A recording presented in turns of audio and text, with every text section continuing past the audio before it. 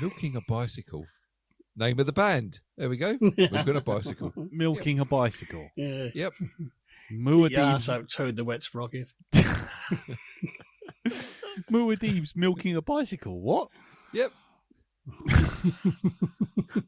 Muad'Dib's monkey bars and milking a bicycle. Straight in at the number 15 slot. Muad'Dib's monkey bars. That's it. Muad'Dib's monkey bars. That's it. Muad'Dib's monkey bars and milking a bicycle. That's it. You look dreadful. You sound terrible. You'll go a long way. Nice. Alien invasion. What else we gonna do? Alien invasion. This is the best bit. Oh, fuck, how old are we? Jesus Christ. We haven't even hit record yet. Yep. This is like the senile dribblings of a bunch of mentals. Isn't that the sort of review we That's the normally get concept on album we're iTunes? doing. Is that our Gumma? Is that what that one is? Bummer bummer, more like. Senior dribblings of a bunch of mentals from Pink Floyd in their mid-60s era. Yep. A momentary lapse of sanatogen. Oh, God. Muad'Dib milking a bicycle. Anyway. All That right. could be. Is that going to be this week's phrase? Muad'Dib milking a bicycle. No, because nobody know what we're talking about, and Does cancel. that Wait, make a Timothy difference, Charlemagne, really? you get that fucking stool out now. You get there. You get between them spokes. Go on. Grab its teats.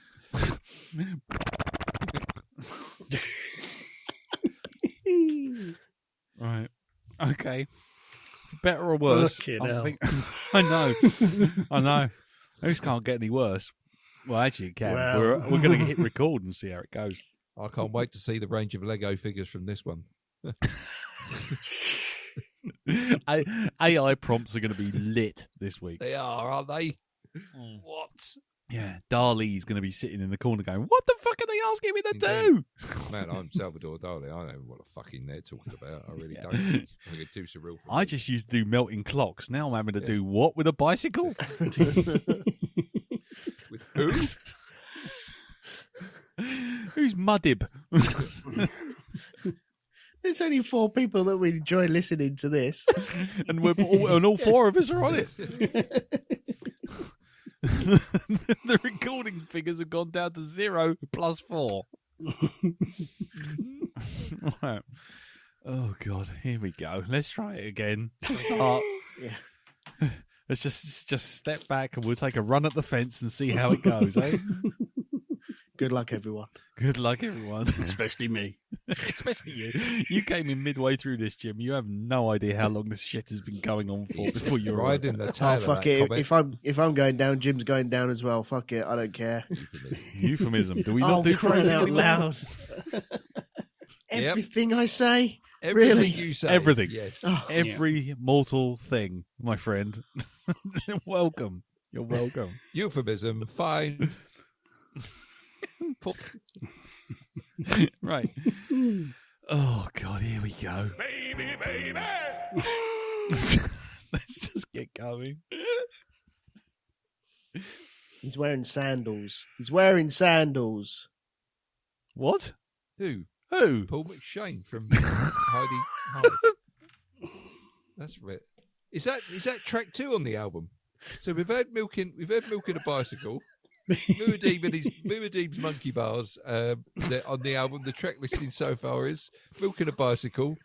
He's wearing sandals. Baby, Track 2, baby. Yep, is track 3. Our concept album's going to be lit. If only It is, isn't it? if Yeah. only we managed to record this back in the 60s, we'd be fine. We'd be I'll tell you, fine. it's enough to bring the first singer from Pink Floyd out of retirement, Sid Barrett. Sid Barrett, Yeah. bring him back to Send him life. straight back again. It'll be like, you know what? I read that listing and suddenly I was sane. Honestly, it was as if somebody clocked me about the nut with a monkey wrench. I was back there.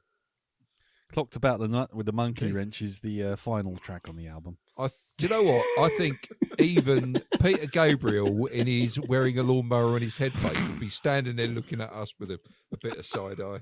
Go With on. every track listed. Lawnmower in his head. Yeah. What the fuck are you doing?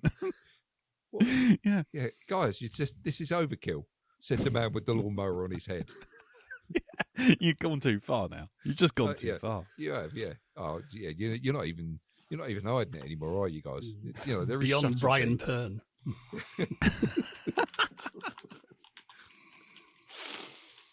Oh God. Okay. Let's try again. Let's run at that fence again. I'm just pushing the sheep through the fence. Let's just try. That He's all bet's in. unpacking a rifle. Behave yourself, horses. Yeah. Glue factories are calling. Right. Right, let's go. Let's go. Let's go. Let's try it. Let's try it. Imagine having a racehorse sponsored by Boston. You know?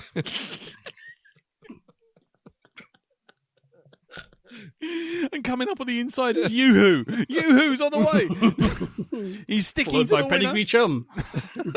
Iceland mince pies. Pepperami. Pepperami for the win.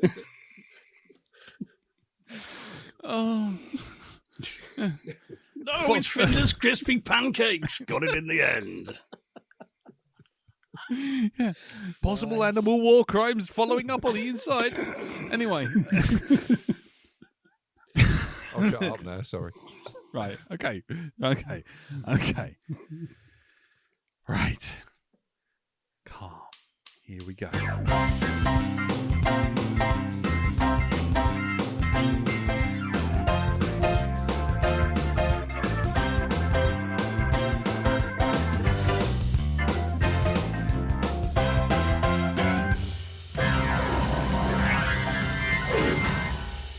The guy I went to school with 35 years ago got into touch to complain that I put glue on his pen. And even now he can't let it go. I read in the news that that scientists have managed to actually grow vocal cords, from single cells in petri dishes. I think the results speak for themselves.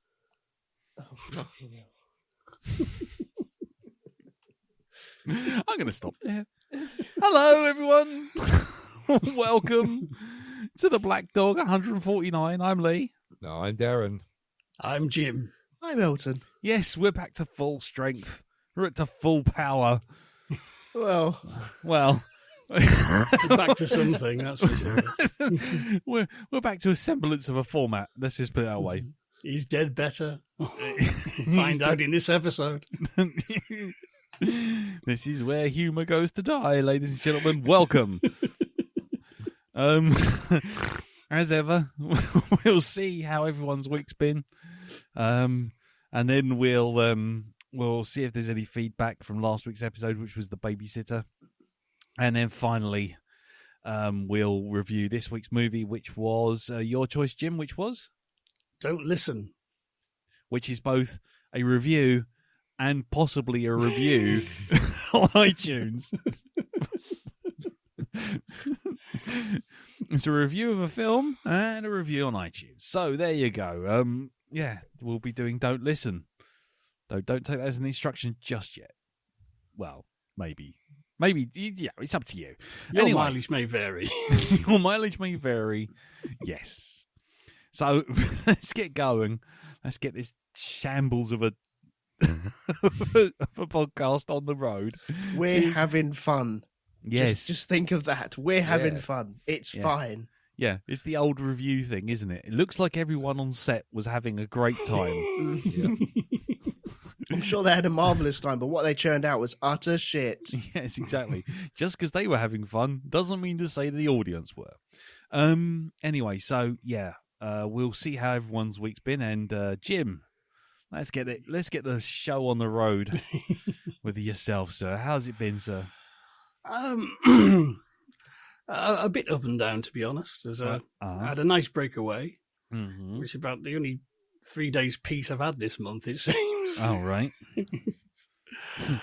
Last time I just had the saga of the drains, Mhm. costing me more money.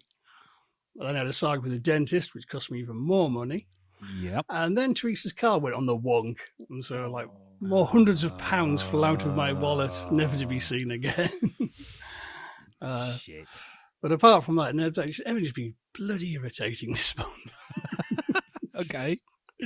I mean, we had Storm Babette, which caused no real damage, apart from 3 minor power cuts here. Mm. Literally, those it just goes off for a microsecond. Mm. However, each time it was in the middle when I was either editing or trying to upload something, Oh. which meant the computer went off. Oh. Nice. That kind of sums up my month. That kind of Yeah. Minor yet significant irritation. yes. I'm roll on November. I've had enough. I've had enough of this year, to be honest. I really have. Yeah. But Can I give you a high five on that? definitely. Okay, Yeah, good. I'll- Good. There we I'll- go. yeah. High fives all around, actually, I think, on that one. Indeed. Jesus. But yes, we had a nice time away though. Mm. Wasn't brilliant weather, but it was away, somewhere nice and quiet, which was good. Which, in and of itself, is a thing, isn't it? Just getting It away. is absolutely just kind of right. Mm. That's it. Just stop, not doing anything. Shall we do much day? It's a bit crappy. We can just loaf around the house and go to the pub for a meal. That sounds Brilliant. great. That's perfect, actually. Yeah. That does sound like an absolutely ideal situation. Get up, take the dog out. Should we go back to bed? Yes, we shall. Let's all go back to sleep for the morning. That's it. We're done now. We're done till lunchtime. Nice. Yeah, so that was very good. But other than that, we did watch a lot of movies and whatnot. Mhm. I'm sure you talked about House of Usher last week, so I won't go. Yeah, we rehash briefly that. we did briefly cover it. Yeah. What, just to cover it for you though, what did you think? I really, really enjoyed it. I thought it was a lot of fun, and it's kind of. I think it sort of had a lot to say about the nature of rich people. Oh, good lord, yes. So very much. The lemon speech, I think, is the. Yes, is the tippity top. It's the best bit. I thought. Yeah, definitely. Sorry, I would bring it up again, but we did kind of thrash it out a little bit, but we were kind of interested in your take on it.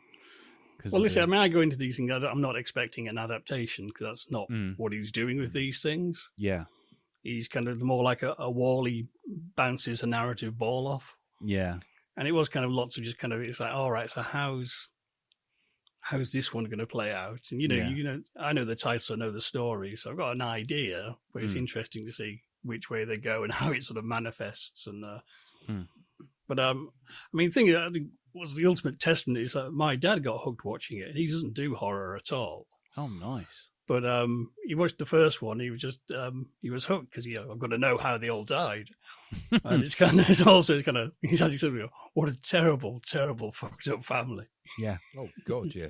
yeah, But it is that sort of dark humour to it though, because there's some very nasty stuff in it, but you don't kind of quite mind always yeah, because they're that awful. yeah. You can kind of let it slide because you're half in secretly. You're actually quite quietly cheering.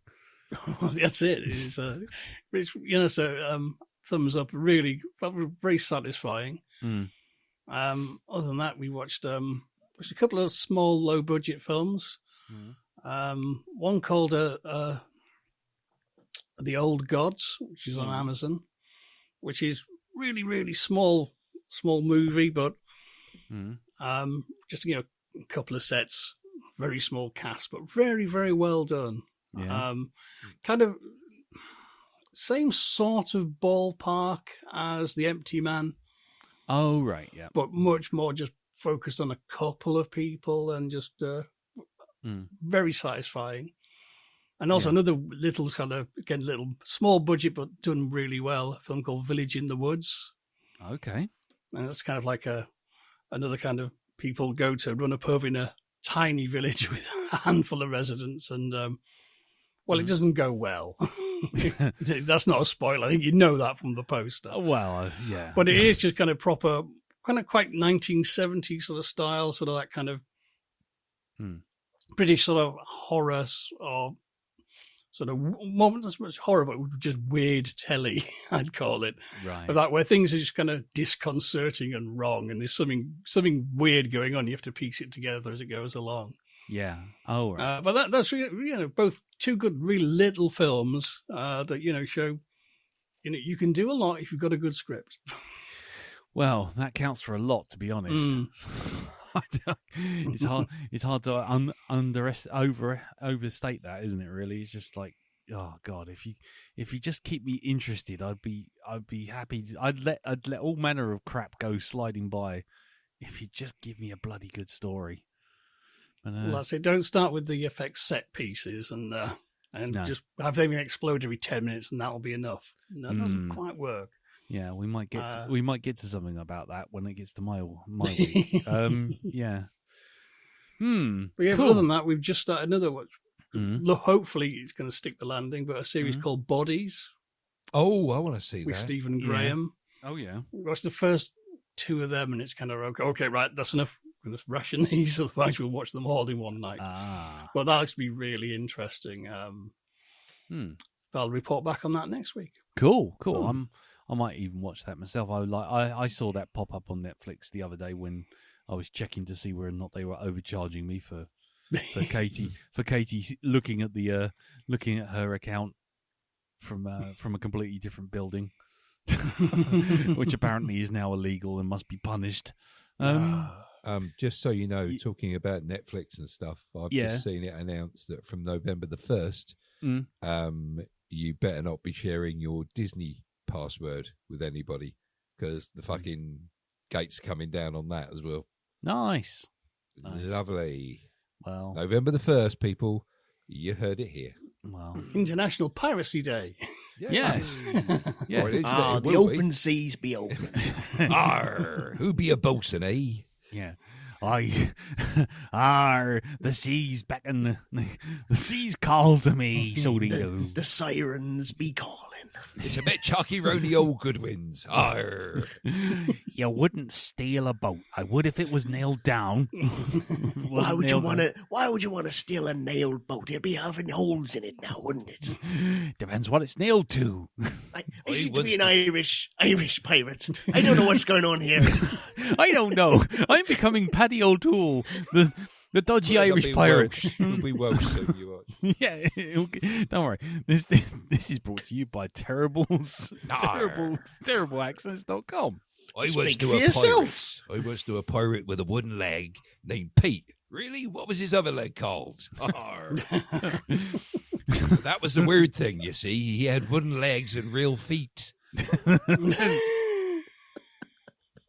God almighty.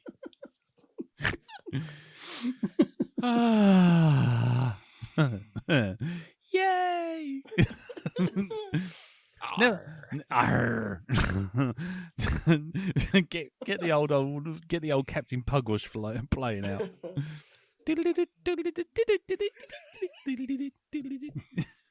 We're off. Anyway. So yes. Disney are doing that as well then, are they? They're clamping down. It's been announced. Disney Plus price increase and password sharing restrictions from November the 1st. Oh, there's more to come from Disney, trust me. Let's see. Standard with ads, $4.99. Standard without ads, $7.99. Disney Premium, which I'm sure means you can share your fucking conkers all over the place, is £10.99. That's still cheaper than Netflix. To be honest, it is still cheaper than Netflix. There's probably more on it than Netflix as well. I was going to say because Netflix's premium thing where you can share your passwords is going up to like £17. That's fucking ridiculous. I had an email about that the other day. We are updating our prices. Well, there's always an email that you always want. Yes, $17.99. Mine's updated too. Yep, nice. Flipping hell. Yeah, good, eh? I think it was like less than a tenner when I first joined it, and that wasn't that long ago. No, it was. Yeah. Well, I've been looking through Netflix's library, and there's only like 3 things that I want to watch. One of them being Bodies, and there's another one called Apocalypse Clown. Have you heard of it? No. Well, what happens is apparently there's this fucking environmental disaster, And this bunch of 6 clowns who get trapped in the forest during this realise that they can start, or they can revive the entertainment industry by going out and doing, you know, sort of like being clowns for people. And so it's like, that's the sort of premise that grabs my attention straight away. So I will be checking that out. Seriously, you'd think that was worth £17 to you, is it? No, but the fact that they've just put the Justice League cartoon on there maybe is. Jesus. Kevin Conroy, all that lot. They've finally put that up. Oh, and the Batman TV, was it animated shows going on there as well? Yeah, well, having worked staring at them for like nearly 10 years, I can say I couldn't give less of a fuck about either of them. But you know what? Let's sail the seas, my buddies.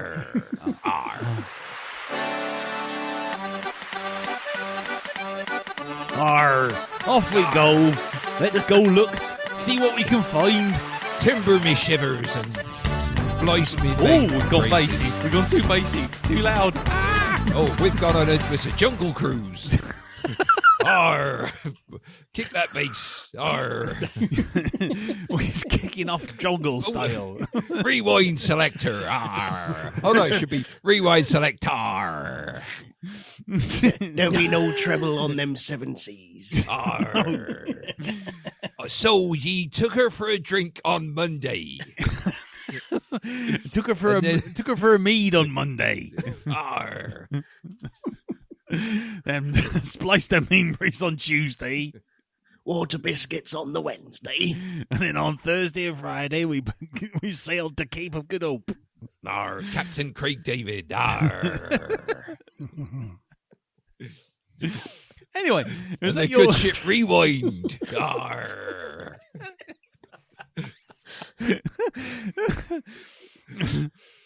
Oh well. So, Jim. Sorry, I got that wrong. It's rewind. Arr. The crowd say bowl pug wash. So, Jim, was that your week? That's enough for me. I've caused enough trouble now. I'm more than happy. Oh man, everything's on fire. I'm walking now. I walk away whistling now. My work here is done. I'm walking away. I'm walking away. With me one leg and me parrot, I'm walking away. I forgot that was one of these. Arr. To find Treasure Island. Arr. Sometimes I walk the plank. Anyway. No, that's Captain Johnny Cash. I walk the plank. Ding ding ding ding ding ding ding ding ding ding ding bang bang bang bang bang bang bang. No, I'm not doing it. Stop. Okay. We're gonna get, because otherwise we're gonna get done. We're gonna get content. Because we're gonna get content. I walk the plank. Arr. Anyway, Elton, how's your week? Well, just echoing what Jim said, this year can fuck off. I've had enough of it now. I'm at breaking point, so fuck it all. On top of that, I've been quite poorly this weekend. I came home from work and I was absolutely rotten on Saturday and Sunday.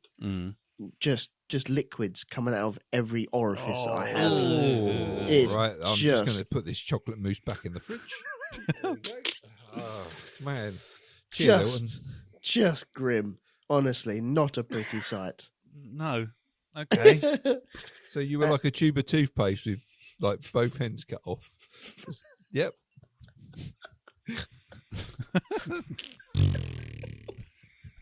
No.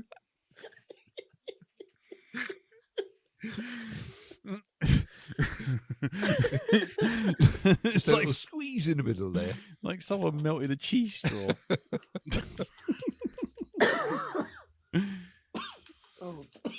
You look like you've been careless with your whisper, sir.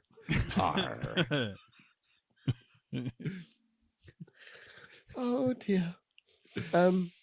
Yeah.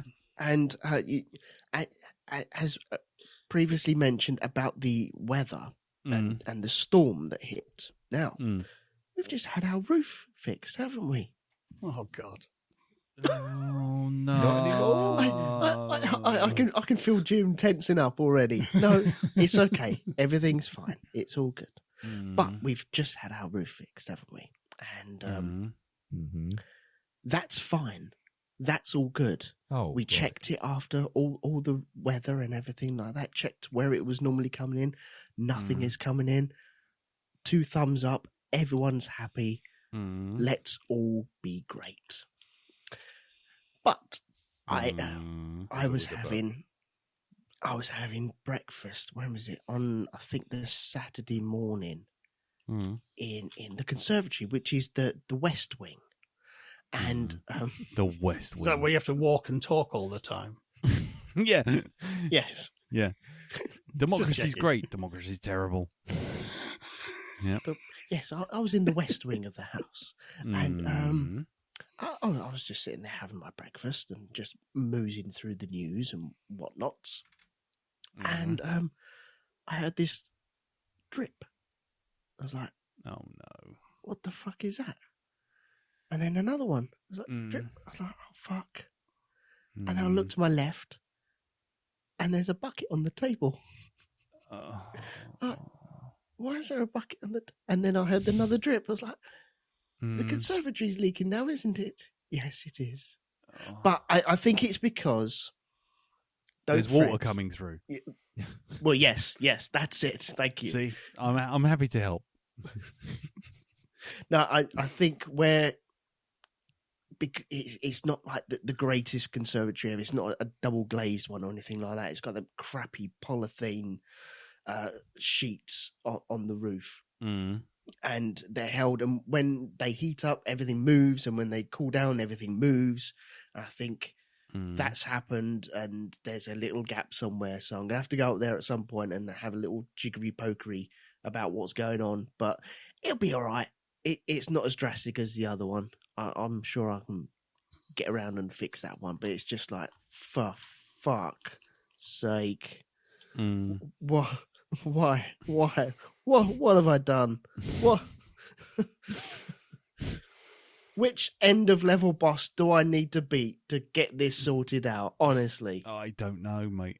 All I'm going to say though is, based upon the Black Dog curse, please take all appropriate safety precautions when going on that roof. I will not Rod Hull it. Don't worry, it's fine. Yeah, don't forget, Rod Hull went up there on the roof to change the aerial, and when he died, the funeral was sad, but the reception was brilliant.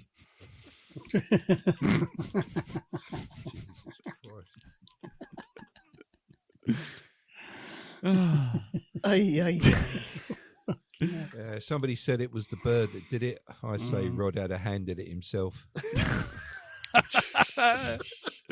Oh, the kind of jokes that only work for people over the age. You go to hell. You go to hell. You die. You go to hell.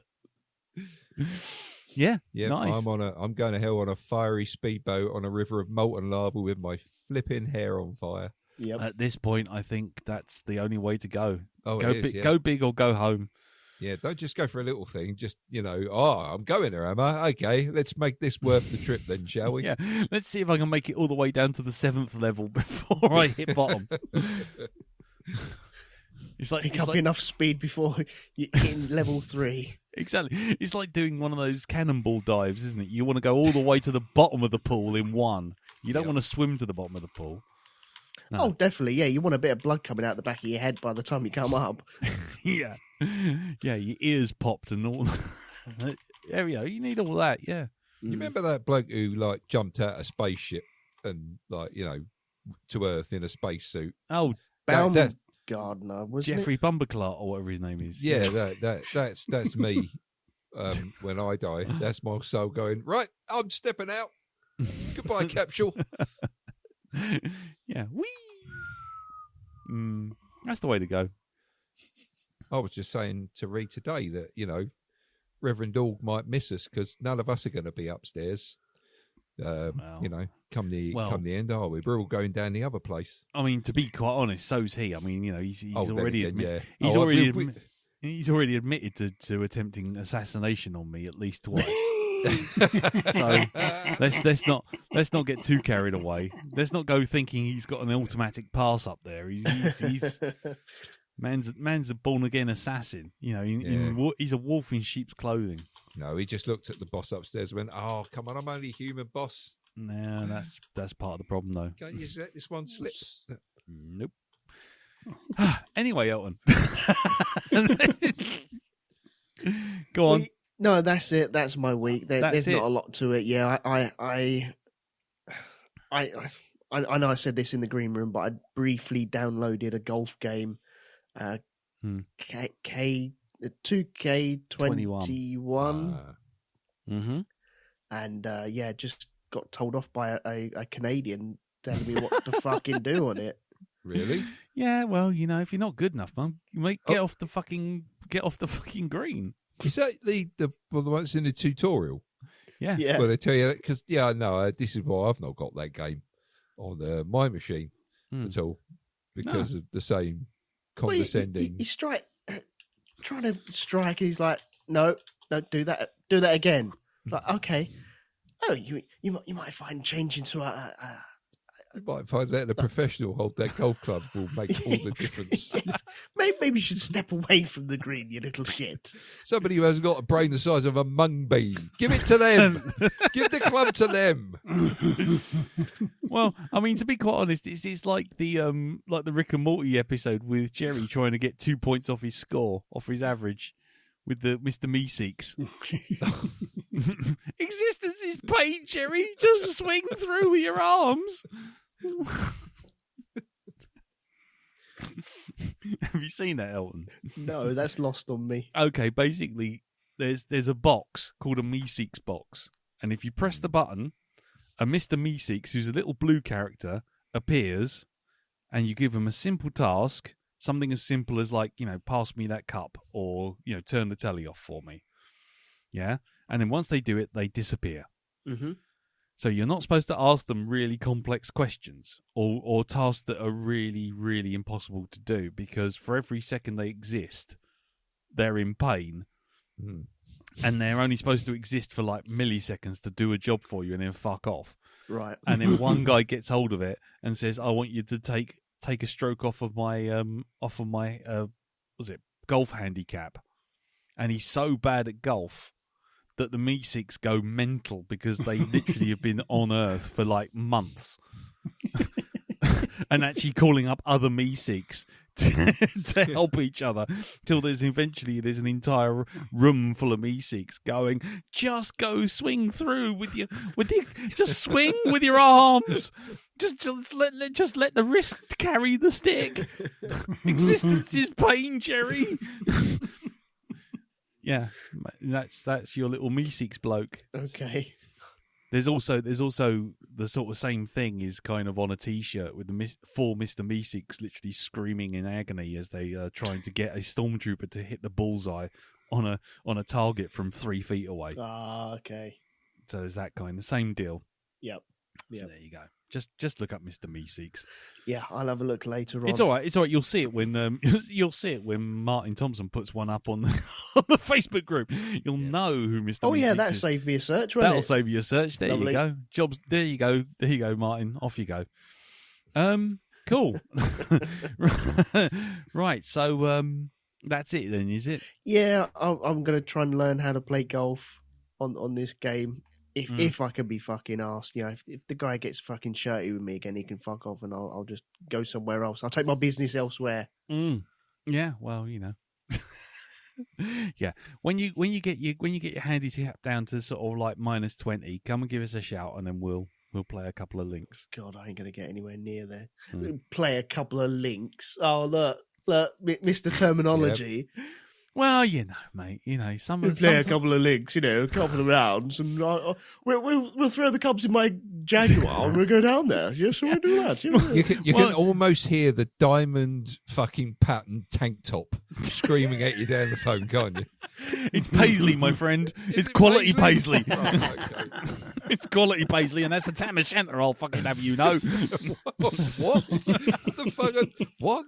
I don't know what he said. Nor do I. What did he say then? I think he said Cooler Shaker or something, or whatever. Mentioned them as a band. I don't know. He said something golf, didn't he? He said something golf. Yeah. I tell you what, so. coming from a man who does an entire podcast about a bunch of cars going "nyam" for like 1 millisecond of actual screen time, I find this is a bit rich. I feel like I'm being mocked by the guys. He's talking golf to us again. I don't understand it. Step away. He's not a golf person. He doesn't look like a golf person. He's turning Why is into Daddy one, though. talking about sports? Why, Mummy? Why? Lee doesn't talk about golf when he's at home. I'm scared, Mummy. Right, that's it. You'll be eating vegetables freely. What? Oh God, no, he hasn't got that bad. Last week he said, "Do we all want to go down to the club?" We don't know what that means. Is he talking about the ones in his bag, or is he talking about something else? It's all so confusing. He said about something about the 19th hole. There's only 18. There's only 18. What the fuck? Are we done now? I thought it was only 3 holes, but anyhow. Pardon? Nothing. Phrasing. You're at the wrong websites, clearly. Yeah, I was going to say. Well, some of those Japanese anime ones get really wild, man. I tell you. Anyway, right. Well, in which case we shall move on. Darren. Yes. How's Hello. your week? How's your week been? Oh. Save me from this. Well, I think today's just been really a bit shit. Okay. And it started off mainly due to this film that we watched this week, right? Okay. Yeah. Or should I say, fucking Netflix? Fucking Netflix. Okay. Who are the fucking brains behind that company, right? Okay. What company? What streaming I'm getting service? deja vu here. I don't know what's going on. Is anyone else getting it? It's like the third time. Third time we've had to go at Netflix. What's going on with Netflix? What fucking Are we on streaming Netflix service, yet? right? Are you on Netflix? Do you know? Have you tried Netflix? Darren. They put up the prices. Darren. What? Where on the dole did Netflix touch you? On the nubbin. Yeah. So the brains behind Netflix. So let me get this straight. You've got a Spanish. Well, it started off right. Okay, I downloaded this week's film, and I've got on the train, right, and I've started playing it, and it's like, oh, this is an English dub. Oh no, I can't do this. This sounds pretty bad. Well, fuck yeah, we want to swap that over. So I go to it, and I just know it's a foreign film, right? I'm not aware of where it's from. Okay, This is a foreign film. It's not in English, so it is foreign. He's not a geography student, you know. No, right. I'm not aware of not the a medical history man. of this movie, right? So anyway, I you went, this... are you playing the film? No, it actually talks Can to me you like that. direct me This to is the play button? A ghost. So anyway, Where right? is the scary bit?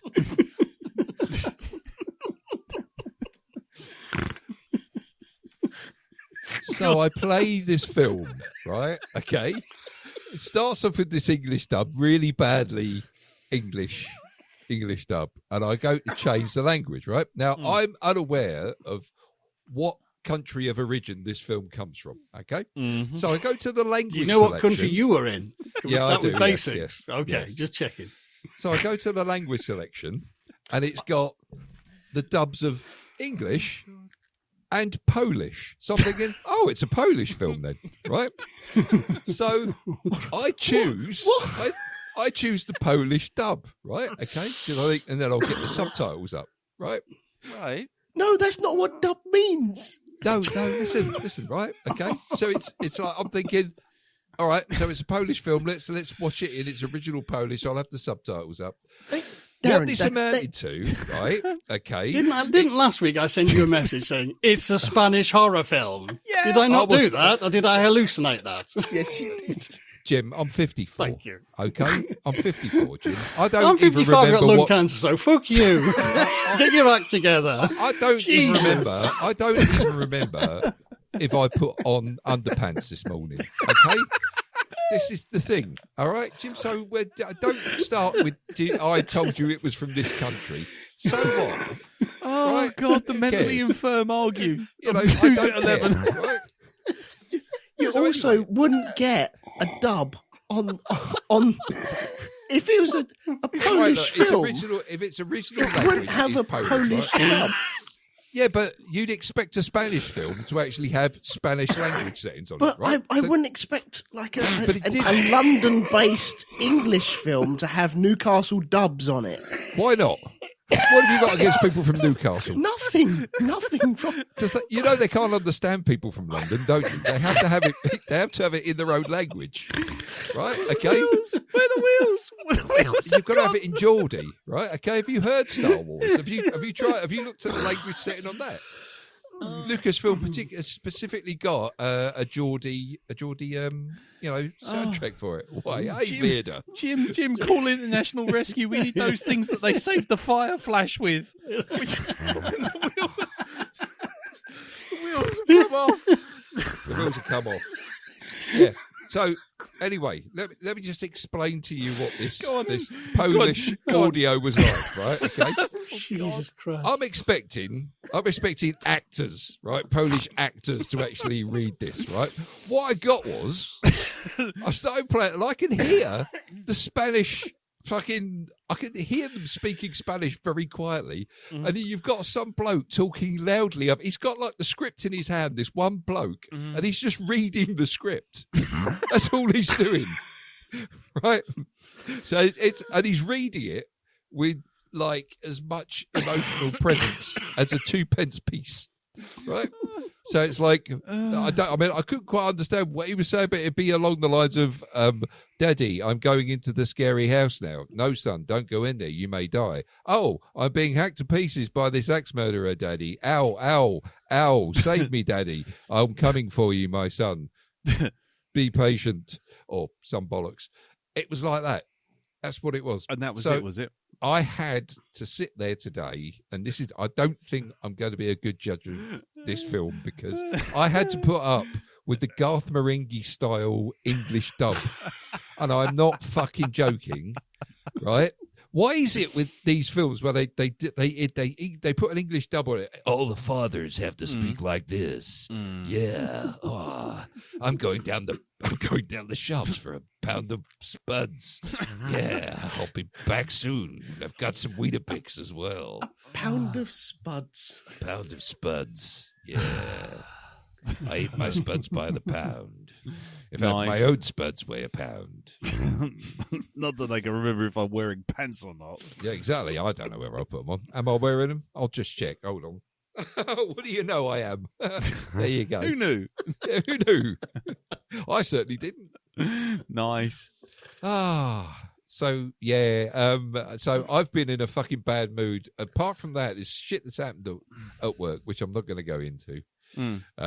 But yeah, I've been in cynical mode watching this film. I can't get Garth Marenghi out of my head while I'm watching it. It's the dub is that bad. Well, It's okay. I'm afraid Netflix has spoilt my enjoyment of this film because all they could afford were 2 languages for this movie. And you couldn't work out about the fact that it was dubbed. Well, yeah. Right. Honestly, I thought this was. It's like, oh, well, it must be Polish then. Like, and then I looked at the names, and it's got people like Hernandez and Gomez, and it's like, it must be Mexican. It must be, yes. Oh, this is French, right? Is it clearly Swedish? Local boys, each one of them, yeah. Denmark, such a romantic sounding language. This reminds me of the time I went to Dubai. Yes. I'm picking a silent film next time. Now you know. Oh, please do. And I'm not. Please. I'm not kidding. Marcel Marceau's greatest hits. I don't know what the Polish dub's going to be like for that.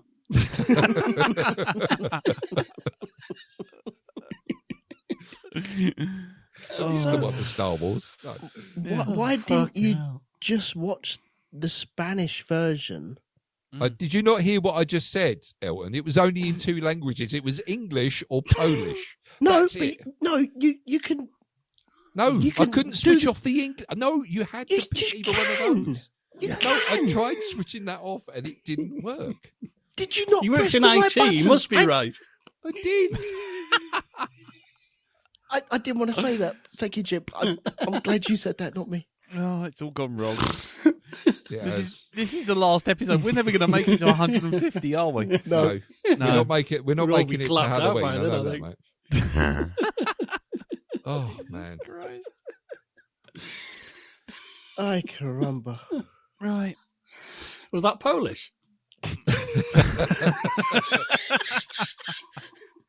It was, but Darren saw it in, like, I don't know, Japanese or Swahili.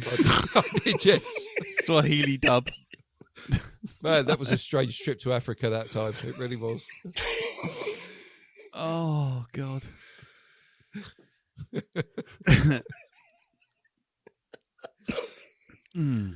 Right. This was the wrong week to quit sniffing glue.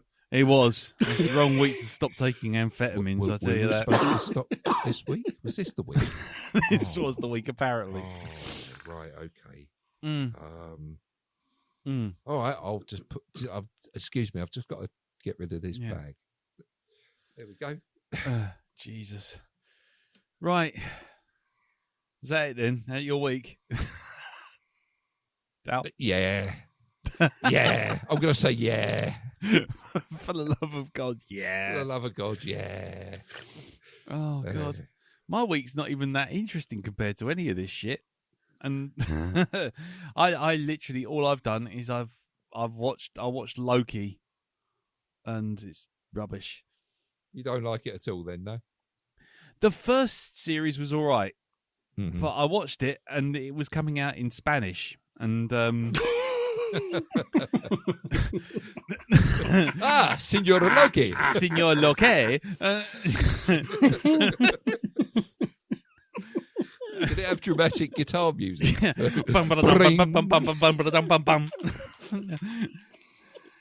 You are from Asgado.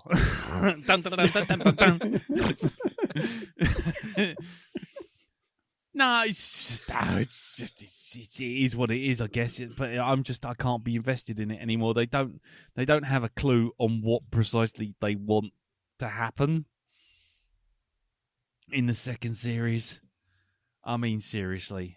I mean, I don't know how much I want to say because people are watching it, but the long and the short of it is there's hundreds of timelines, which is going to result in hundreds of Kang the Conquerors. So they go, right, we got to get rid of all of those timelines and stop him. And they're like, right, okay, cool. And then then the same people, the self-same people are saying that are also saying, but if we take away all the hundreds of timelines, we'll kill billions of people who couldn't have existed. So they're like, right, okay, well, we're not going to do that then. But we got to get rid of the man who's going to come back and he's going to take over everything. It's like, okay, we'll get rid of him then. But we can't do that because otherwise we'll kill billions of people who never existed. Okay, we won't do that then. Kill billions of people that never existed. Yeah, because you got this timeline. So they don't exist. Well, they and do. You can still kill them. They do. Do we make them exist just to kill them then? Exactly. Yeah. The idea is that you get a branching timeline and everyone gets replicated off on a different timeline. So you get hundreds of thousands of billions of timelines and everyone's got free will. But the problem is that as soon as you do that, you create hundreds of thousands of the new big Thanos bad who's coming. So Loki wants to get rid of them all. But he was the one who caused this thing to happen. So he wants to get rid of all the timelines to save the universe. But he also doesn't want to get rid of the timelines because it'll kill billions of people who've suddenly been created by multiple timelines. Someone worse is coming. Oh yes, we've got to stop him because he's been arrested. I mean, he's bad. He's bad. He's Yeah. a bad man from a multi-dimensional thing. Honest. Yes, exactly. So it just seems to be doing that over and over again. We've got to save this guy. Well, we can't save this guy, but we got to. Okay, well, we will, but we can't. Okay, we won't. Wash, rinse, repeat. And it's just like, oh, for fuck's sake! It's like one of those ducks. You know, you see lots and lots of stuff going on under the surface, and the duck just kind of just drifts along, and that's Loki in a nutshell. There's lots of stuff happening all over the place, and you're going, yeah, I'm sure this is all really intense and means something, but I just don't care. I just don't give a shit. I could not give less of a shit. So there's that. So I'll put you down as a maybe. Yeah.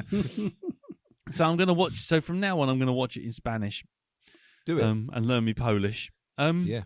But yeah, it's just I can't be. You've not watched it till you've watched it in its original Klingon. I tell you. Exactly, until it's read, and then and that's it really. I mean, there's other stuff with Scammers and my mum, but I just it'll bring the mood down. So suffice to say, Scammers. Yeah. I okay, fine. Hello, everyone. Brief interlude. There's going to be a lot of those in this podcast, so get used to it. Hello, it's me. I'm just interrupting me having a bad week with scammers and whatnot to basically save myself from myself. The conversation that carried on from this point was, shall we say, heated, and I said a few things that probably in hindsight I shouldn't have done. However, lots of the conversation that comes on in the rest of the podcast refers back to just this and other bits that are in this conversation.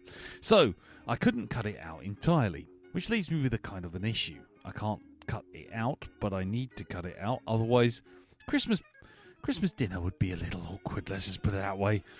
So, yeah. So here I am, apologising to say that, you know, there's stuff happened. It's all fine now, but it was a little tough, and it was a little rough, and I was a little bit heated talking to the other guys, but I made them laugh. So, I'll tell you what, in the meantime, here's a little bit of organ music, listen to that, and make up your own story.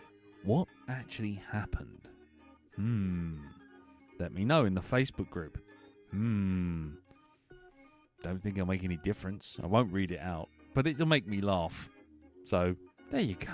Enjoy the organ music. And then we'll come back to the pre-recorded podcast. Thank you. Have a nice day.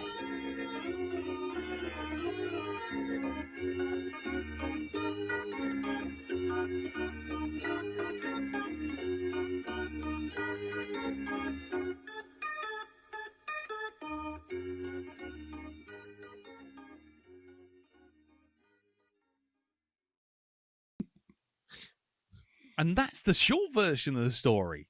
Wow.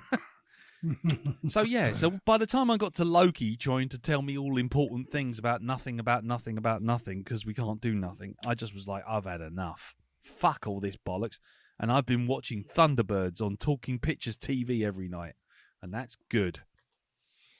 There you go. Hurrah. That's my week. Hey. That's my week. I've been hiding from a bunch of Muppets to watch a bunch of puppets. There you go. You're a poet and you didn't know it. Make Yeah, it all exactly. While playing with balls on links or something, golf with me Tamas Janter or something. I don't know. What? It's What? a hat. Cafetiere? What?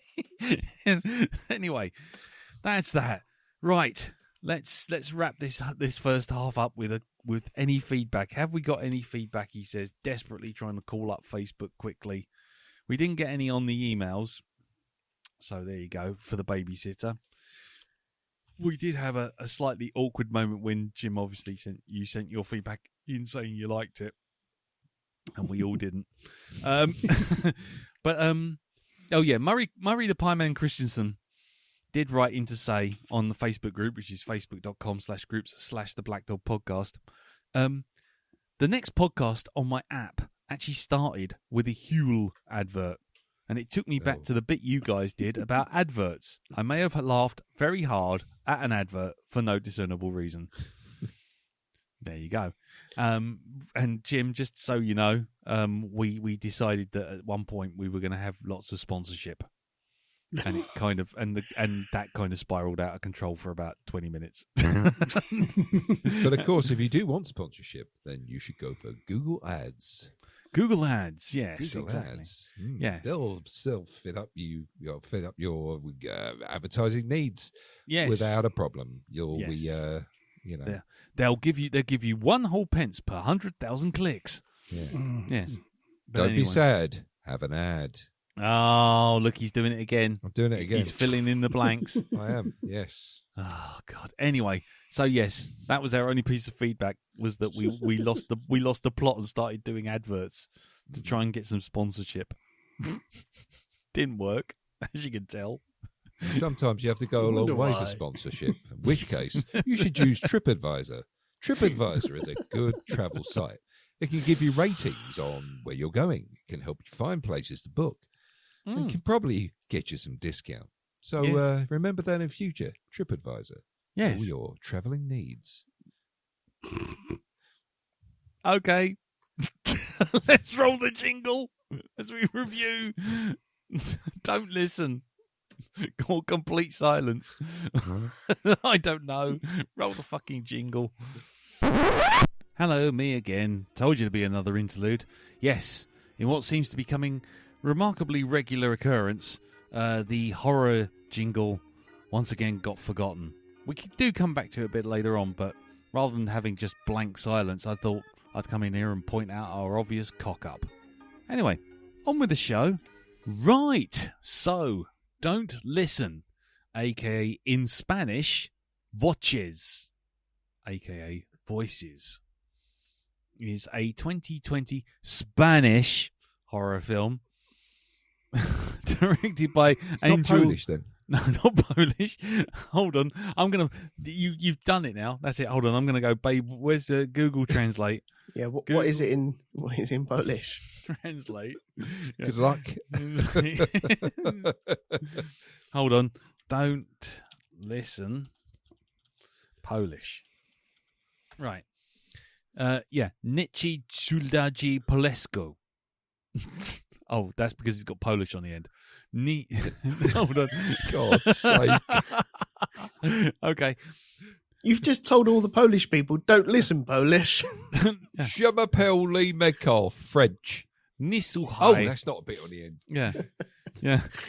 Yeah. So don't listen. Spanish is voces, which stands for voces, or for voices, or Nisuhai in Poland. Nisuhai. Nisuhai, yeah. Is that actually how you do pronounce it? Yeah, Or according is to that Dan, I'm just what listening. your brain's told you. That's no, how it is. No, hold on. Here's me headphones. Mistletoe. And wine. Nisuhai. Nisuhai. Either that or I've declared war on Nisuhai. Poland. I have no idea really what I've typed. My auntie's pennies in the garden. Yeah.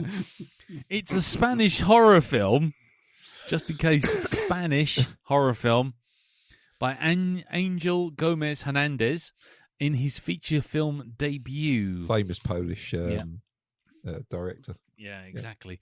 Starring, now this should give it away. The cast features Rodolfo Sancho, Ana Polish. Fernandez, Polish. Ramon Pereira, Polish. and Beren Fabreira. Dutch.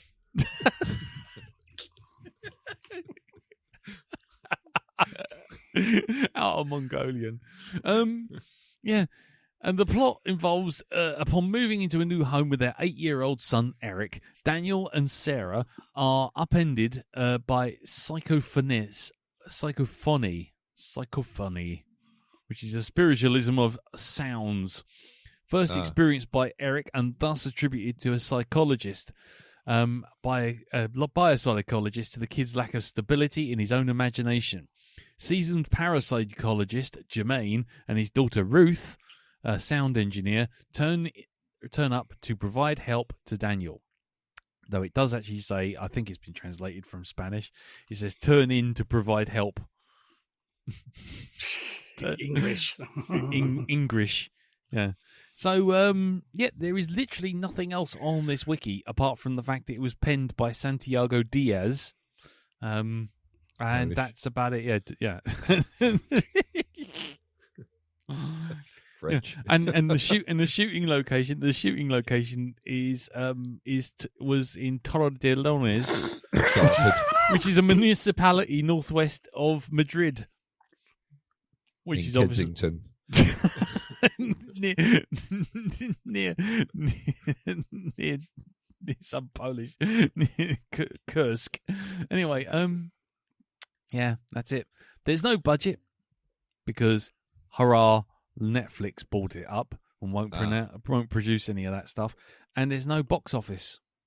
It was released 24th of July 2020. So I tell you what, just for old time's sake, and in a desperate bid to try and keep the format in place, how much do you think it made, Elton? Oh, one set of water wings. Nice. Oh, good. Jim? A carton of Raid insecticide. Nice. Darren? I'm not quite sure because, I went in swinging, but then I ended up just hanging around. Put it on. Thank you. Thank you. Well, actually, you're all wrong because what it actually earned was...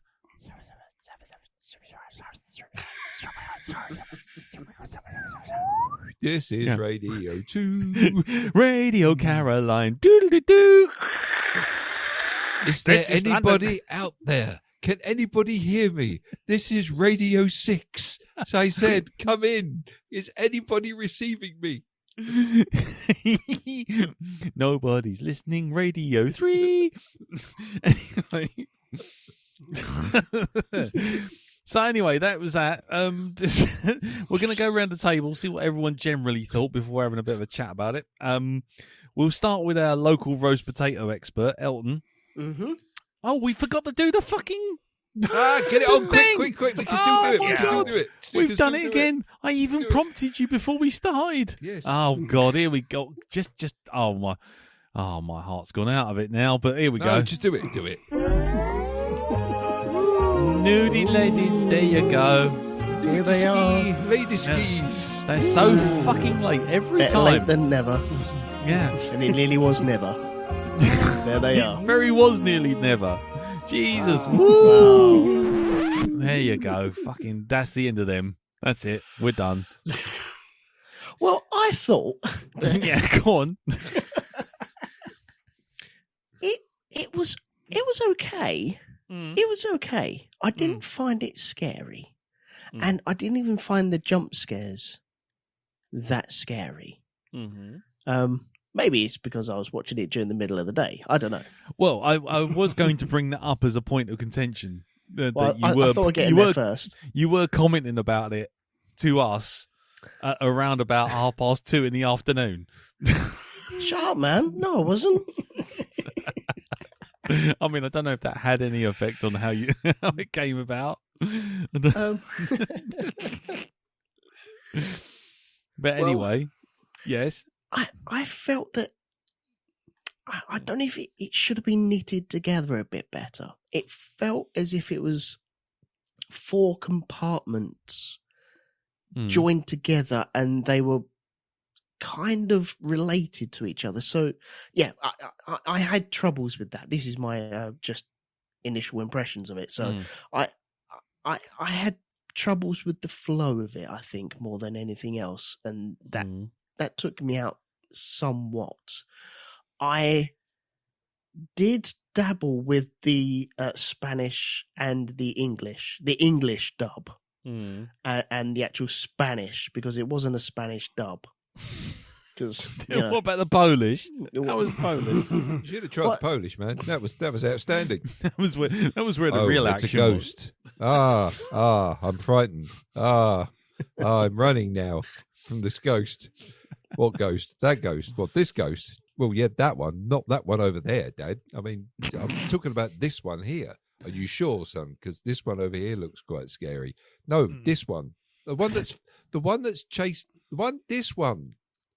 Well, that Anyway. one. Yes, that one. Oh, that one. I didn't mind. I get what Darren was saying about the English dub being a bit.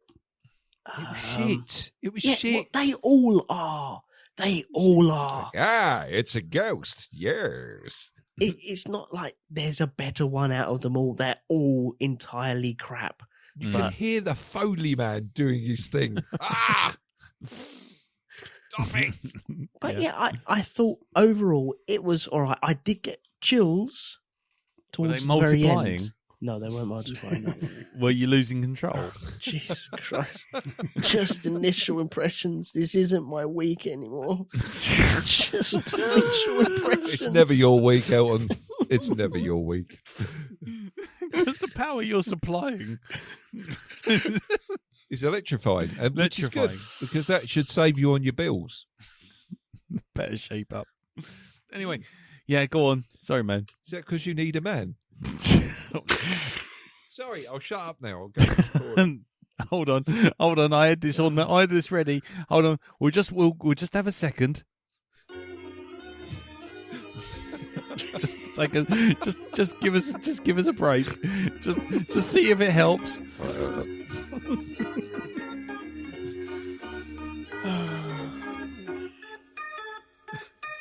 Oi. Anyway, so Elton, what did you think of it? Wow, I feel all recentered again. That's good. Good stuff. Excellent. Anyway, as I was saying, Yeah. no, it was all right. I didn't mind it at all. I thought it was good. It gave me chills towards the very end. No, stop that. Don't go down that road again. And I had fun with it. Okay. There you go. Cool. Darren, what do you think of it? Apart from the voices and the dub, what did you think of the film? In the dub and the things and that up here. I as I say, I don't know if I can give an honest review of it because of the mood I've been in for most of the day of watching it. It didn't really scare me, and it just, I don't know. There's a lot of it in there that I've seen before in a lot of films. Do you know what I mean? It's like there's certain things I could tick off on a list. Yeah. So I was watching it. Okay, so it's an ancient something site that they've got a house built on. There we go. There's that. So I think I came into this at the wrong sort of angle, shall we say? There were one or two things that I did think were all right. There were again, it's more to do with jump scares and sometimes the noticing something in the background. Yeah. Right. I kind of like, I've got a thing for that, whereas they just put something there and it's like, it's up to the viewer to kind of spot it. They don't put, like, hey, look over here. Look at this thing here. It's just, you suddenly notice what is standing over their shoulder or the like. But, I wonder if I missed any then. Oh, probably plenty. There was loads of them. Be good to find out then. That's good. I've got to say, there is, of course, a post-credit thing in this, which was like, we'll get to that. Yeah, we'll get to that because in general, I don't know. It's like, well, I've watched that. Then that's all right. Okay, I've done the thing. Okay, fair enough. So a fairly middling kind of feel. I like I say, there's a lot of stuff that I kind of, that's that, is it? Right. There we go. Tick that off.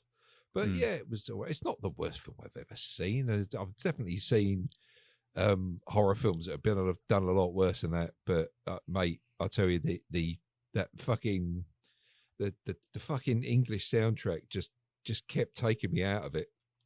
Oh, right. Every time it sounded like somebody talking in a studio. Mm. For most of it was pretty badly fucking done. Mm. I think, had I heard it, had it been the audio, in all seriousness, for a minute, had it been, if I had actually heard it, them speaking in their natural language and reading the subtitles, I probably would have had a different point of view on it. But it's just that English dub was so bad. Okay. So bad. Oh. It's honestly, did you? I'm looking at the subtitles, right, and I'm listening to the English dub, and it's like, so in Spanish, which the subtitles are getting the translation, and they'll do something like, "Hey, could you get that rather elaborate box off that the shelf there, the one that Grandpa gave us back in 1967? You know, the one where we keep all our treasured possessions and our photographs." And the English dub was, "Here, get that box, will you?" I'm not shitting you. That's how bad it was. It's like, oh yeah, I'm starting to see what people say. Sometimes an English dub loses something in the translation. They're about half the fucking script. It's like I say, I think it would have been a much richer experience had I, had it been the other way. I think I would have probably enjoyed it a lot more. But yeah. That dub was, all I kept thinking of was, like, everything from Toast of London to fucking Garth Marenghi. It's all I could think of with the quality of the sound. It was so shit. It really was. Okay, fair enough. So you weren't impressed. I'll put you down as a mate. Put us down in the middle. Put me down as a middle on the fence, in the middle of the road. Cool. Hitching a ride. I don't know, whatever you want to call it. Okay. For me, it was a game of two halves. The haunted house, kid being terrorized by spooky things, and especially that sort of EVP stuff. That always works on me. I know it's cheesy, and I can definitely see the cracks, and I can see the workings. But I don't know why, but it just does. It just always does. So it had me at hello. It was already like, I'm on board for this. But there's a clear delineation about halfway through when it goes into, as you say, Dal, more traditional horror territory, where everyone who's acting like sensible people and everyone who's talking in sensible ways and doing sensible things suddenly has a, I don't believe what I'm seeing. Oh, what's going on over there? Oh, I'm being fooled by the very thing that I said to everyone else. Don't be fooled by. And it's suddenly, what started off as scary and atmospheric turned into, here we are again. So if I kind of left it at the point where,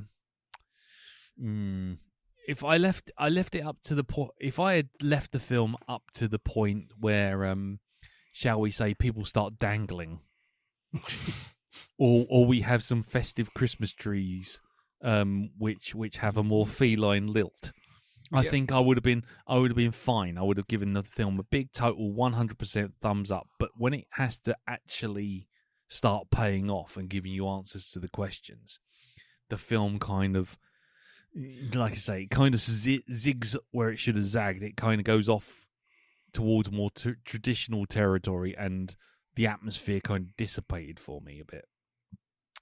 And I was kind of a bit more, okay, the mood's gone.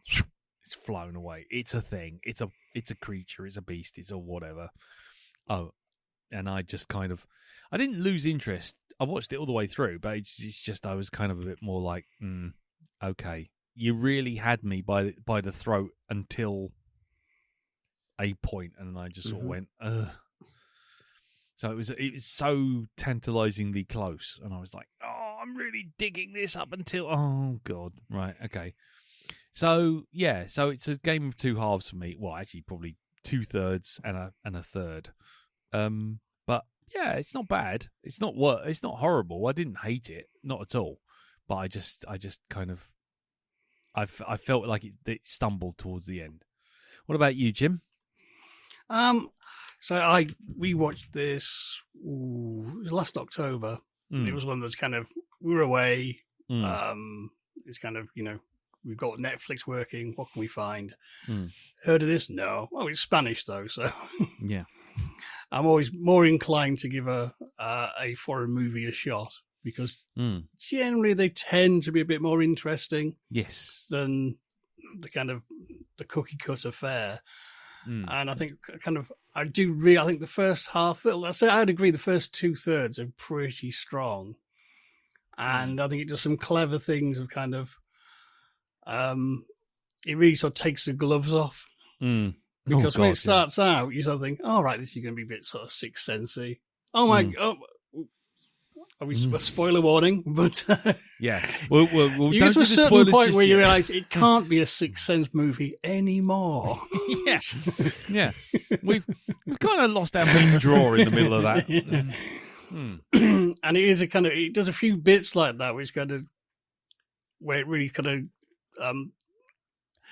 doesn't let you settle down into a film, the kind of film you think it is, which I think is good because that stops it getting cozy. Yeah.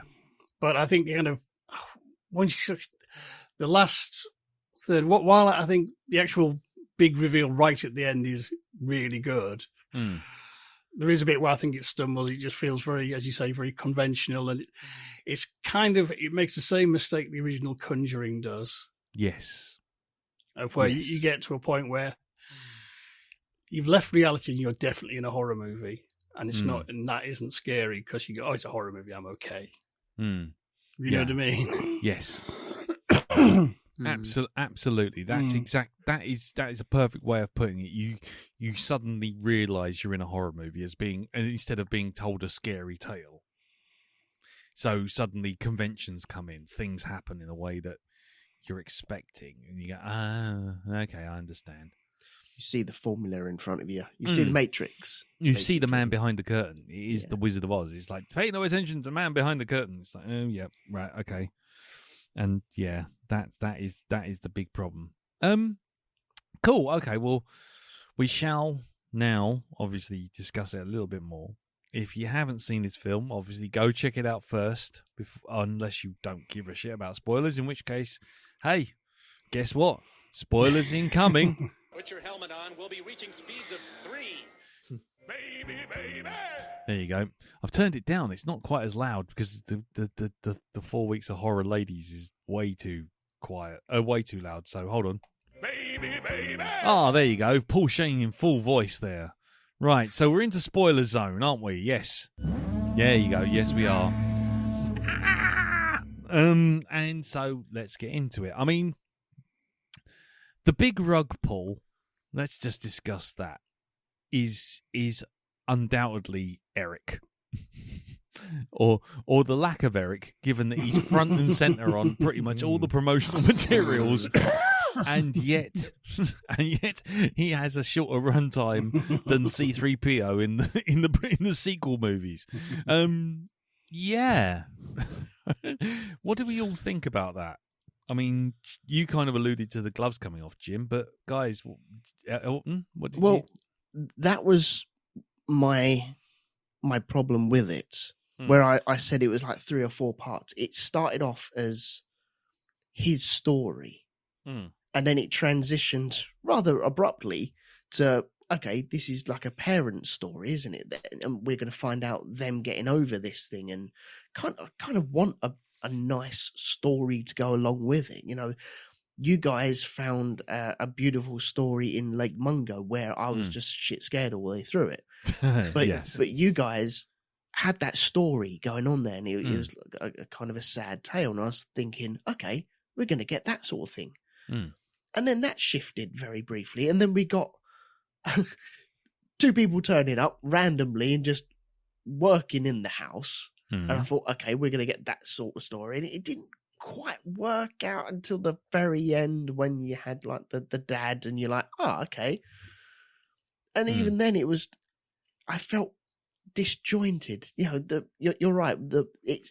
We all went in there thinking, okay, shit is happening in and around this child.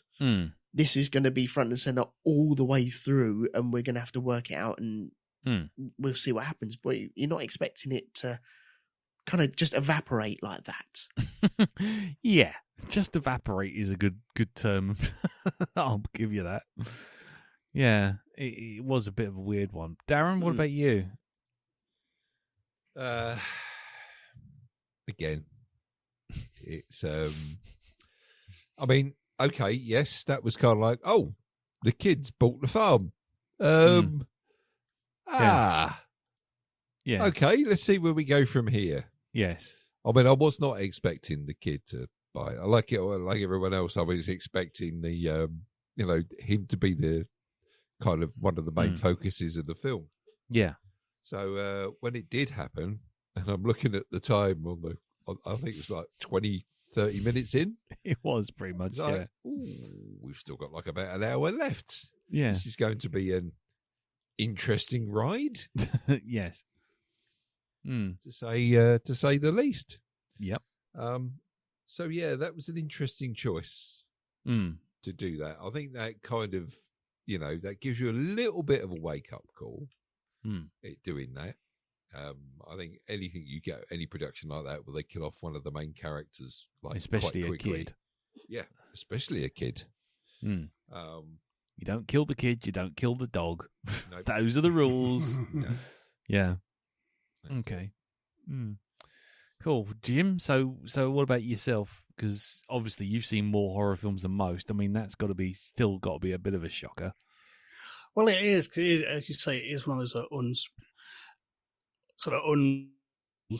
most, and it's kind of a lot of things, shy. You put the kid in peril, certainly. Killing the dogs, they will do quite a lot in horror films. Yeah. And it is usually cats still get it first in the pecking order. The family dog will only get it once the cat and the bird are out the way. Yes, definitely. Yeah, there's definitely a hierarchy here before you get to killing the dog. The hierarchy of animals. Which it's one of those things. It is kind of it is a bit of a cliche. It does really annoy me because it is like a bit of a cheap ploy. But the killing the kid was kind of, I think that was a very deliberate kind of, all right, you think you're going this way. Yeah. Nope. Anything could happen in this film. We've took the gloves off now. Which I always think, I think it was a deliberate and a bold choice. And it's like, I think it kind of is aware of horror film formulas and trying to sort of, mix them up. Yeah. It's a bit of a horror greatest hits, I think, in that sort of regard. But I would say it was kind of, I say I've not really researched this heavily, and because there isn't a lot written, but I think just from the end credits scene, which we missed the first time round, I think they're very much thinking this is going to be a Spanish Conjuring sort of style franchise. Yeah. I mean, we can talk about that in a little bit, because I think that's a kind of a discussion on its own. Because I think that end credit sequence kind of played into something that I was thinking, oh, they've got pretensions here, which they were kind of cashing in checks that their film wasn't really supporting. But yeah, I mean, just to go back to the kid for a second. I mean, I thought the knocking the kid off really did for me at least, did a spectacular number of going, right, okay, no one's safe, and I've only seen that done once before with was it Guillermo del Toro's Mimic, where the two kids think they're looking at a tall old guy lying sitting there surrounded by a raincoat and a hat in an alleyway, only to discover it's a 6-foot man-eating cockroach. And and I thought, oh, that they've killed off the kids. That's unbelievable. It's like outrage. But it does do that thing of, well, once they've pulled the Band-Aid off, there's no going back, and anything could happen. and I really, I think really the appreciate it. granddaddy of it is probably Night of the Living Dead. Yes, With indeed, the little sick girl in the cellar. yes, definitely. And that kind of that really takes it a step further than just killing the kid as well. Yeah, has the kid come back and kill the parents? Yeah, Mm. with a trowel, no less. The only time. Yes. So, spoilers for Night of the Living Dead, by the way, anyone? But yeah. So I've thought that was quite effective, actually. Another little thing, just while I'm thinking about it, did anyone notice the guy in the book signing at the start? No. Okay. The guy, you probably won't necessarily. It wasn't necessarily a big thing, but I spotted him because I was doing. I'd seen him. I'd used him as a figure model for some of my drawings a while back. But the guy who, when they're all lined up in that shop, and the dad's lined up in the shop, and there's a guy in front of him having his book signed. The guy is actually a guy called Javier Bodet, and he actually plays loads of monsters, including the lady in the loft in Wreck. Yeah, it was just a nice little touch, and I thought, oh, okay. And funny enough, it was that point I was suddenly thinking, oh, hang on. If he's in it, then what we're really talking about is spindly, long-armed, witchy type creature. And it was kind of like, to me, that was kind of like the little flag of what we had coming. I mean, we'd had a couple of shots of, ladies in distance sort of thing, but Yeah. As soon as I saw him, I thought, oh, here's his I can be a star and actually be in a film without a ton of latex on for 5 minutes. But yeah, if ever you see Javier Bodet in the list, you know you're going to get a very skinny, very strung out creature coming soon. Because he was in all sorts of stuff from Mama. He was the creature in Mama. He was the creature in Wreck and Wreck 2. He was Dracula in the Last Voyage of the Demeter. He was in all sorts of things. But anyway, just a little thing. Interesting. There you go. Little. I like that. Yes, yeah. So it was a little nod there. Oh, he was also the Neomorph in Alien Covenant, but don't hold that against him. Skinny guy got to eat. Yeah, skinny guy got to eat, even if it has to wear a knob on his head. A whistling knob, no less.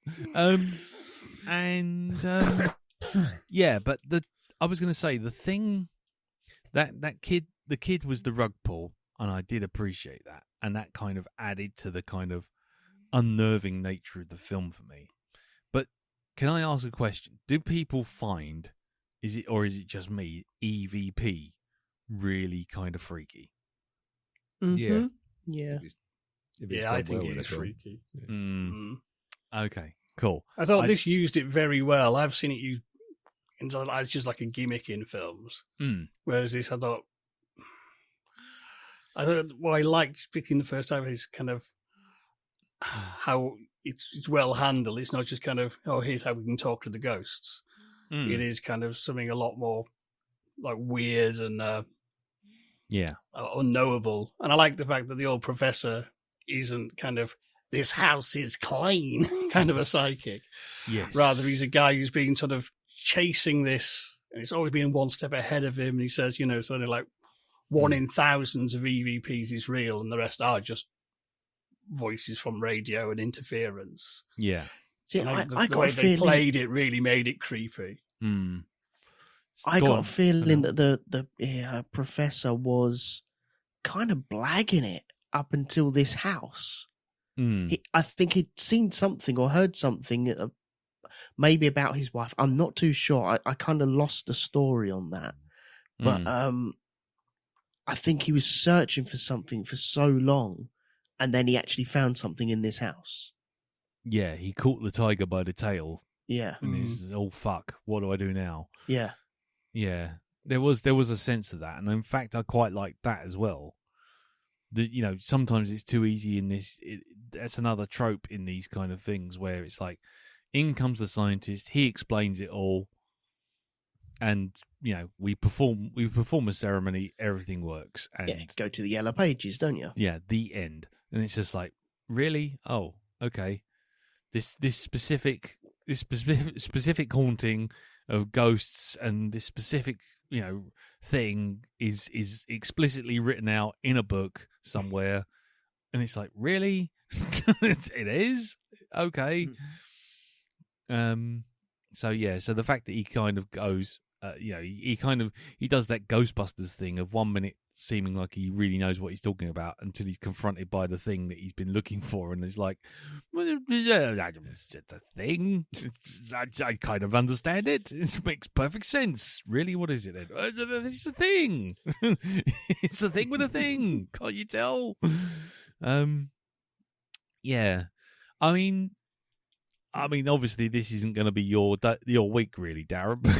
But what did everyone feel about the characters themselves? I hated the wife. The wife, yeah? Yeah, I don't know. She just rubbed me up the wrong way. Really? I think it is when she said she looked at the husband and she went, I can't do this alone. And I thought to myself, and what exactly have you been doing with your week? You've been at home all the time. And what has he been doing?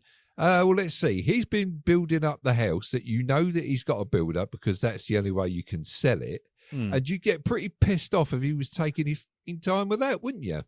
Seriously, Okay. So there you go. So yeah. you were more invested in the marital strife aspect of the film. It was just that bit was kind of like, where the fuck did that come from? Yeah. It did feel like there was bits of the film missing from that start. Yeah, because to me, he looked like he was doing, he had the fun thing with the walkie-talkie with his son, and his son going, you got to say over when you do this. And he's like, you see him smile to himself and he does it for him. And I'm thinking, they've got a pretty good relationship there. He's not dismissing his son or anything like this. He's actually going along with it. And,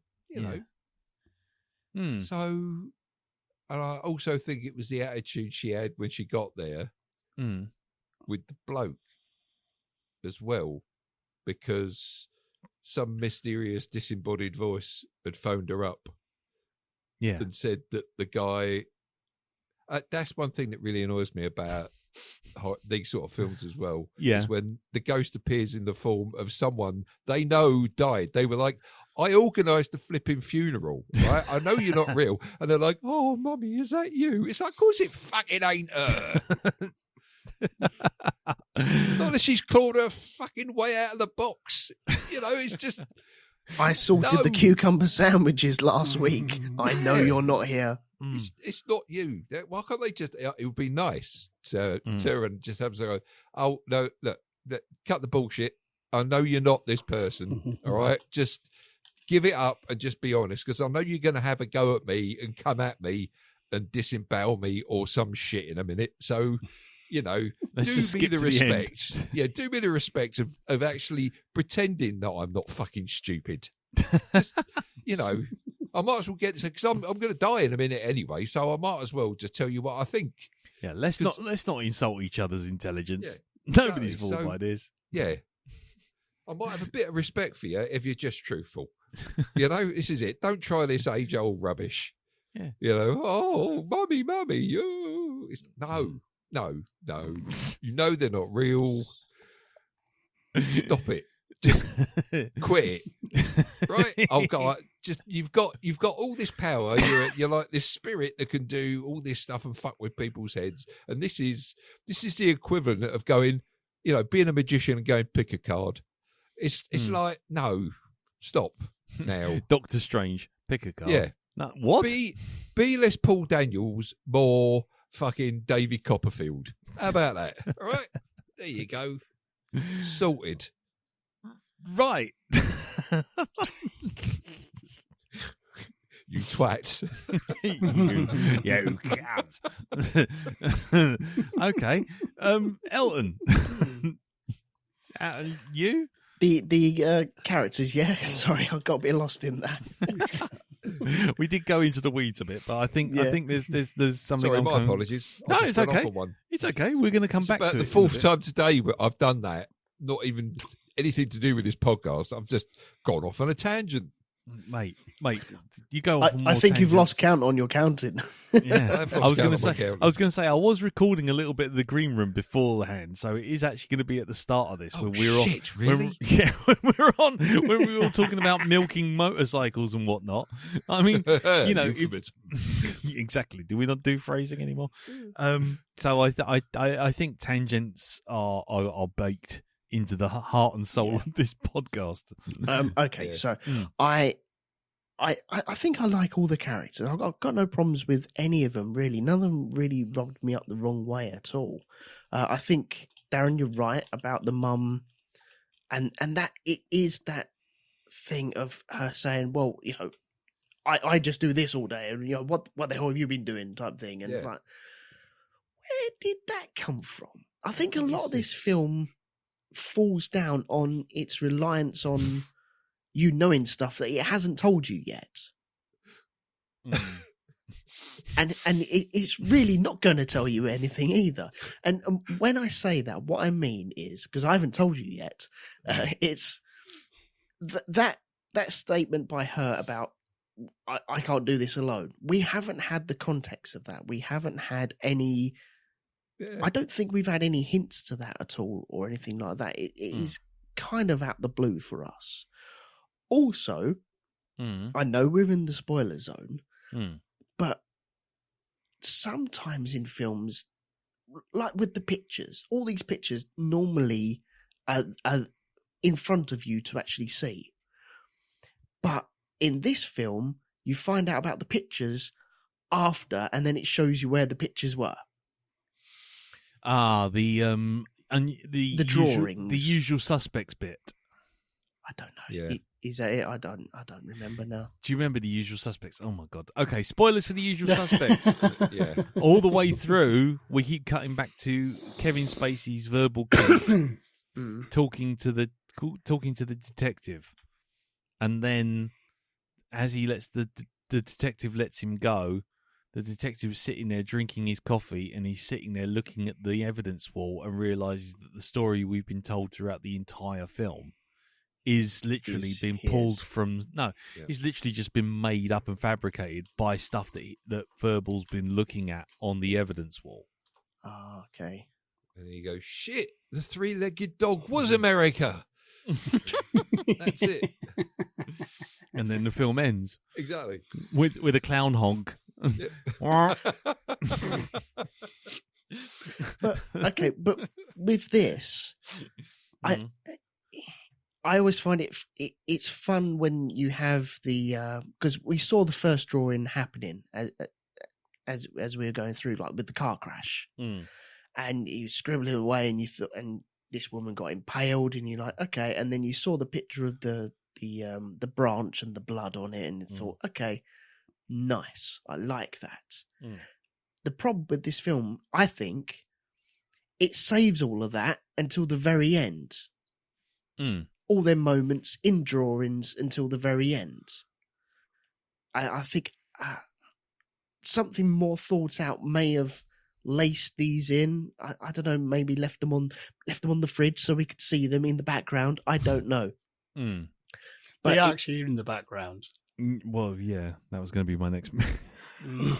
You do pass them by several times. But Do you? I see why they've got a therapist because his those drugs look fucked up. And you don't realise what they signify. I didn't see them.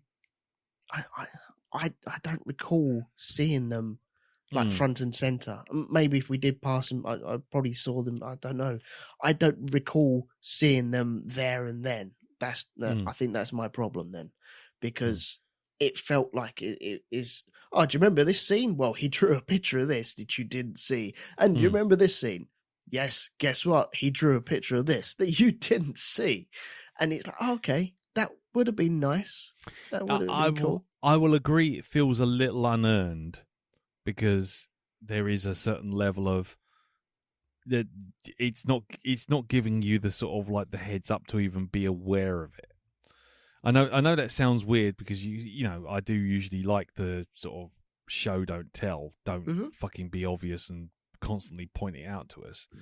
But I think, and you know, feel free to step in on you know, to the contrary, Jim, here on this one. But it does show. I think the thing is, you forget about the drawings when the kid dies. Yeah, I think that's the thing.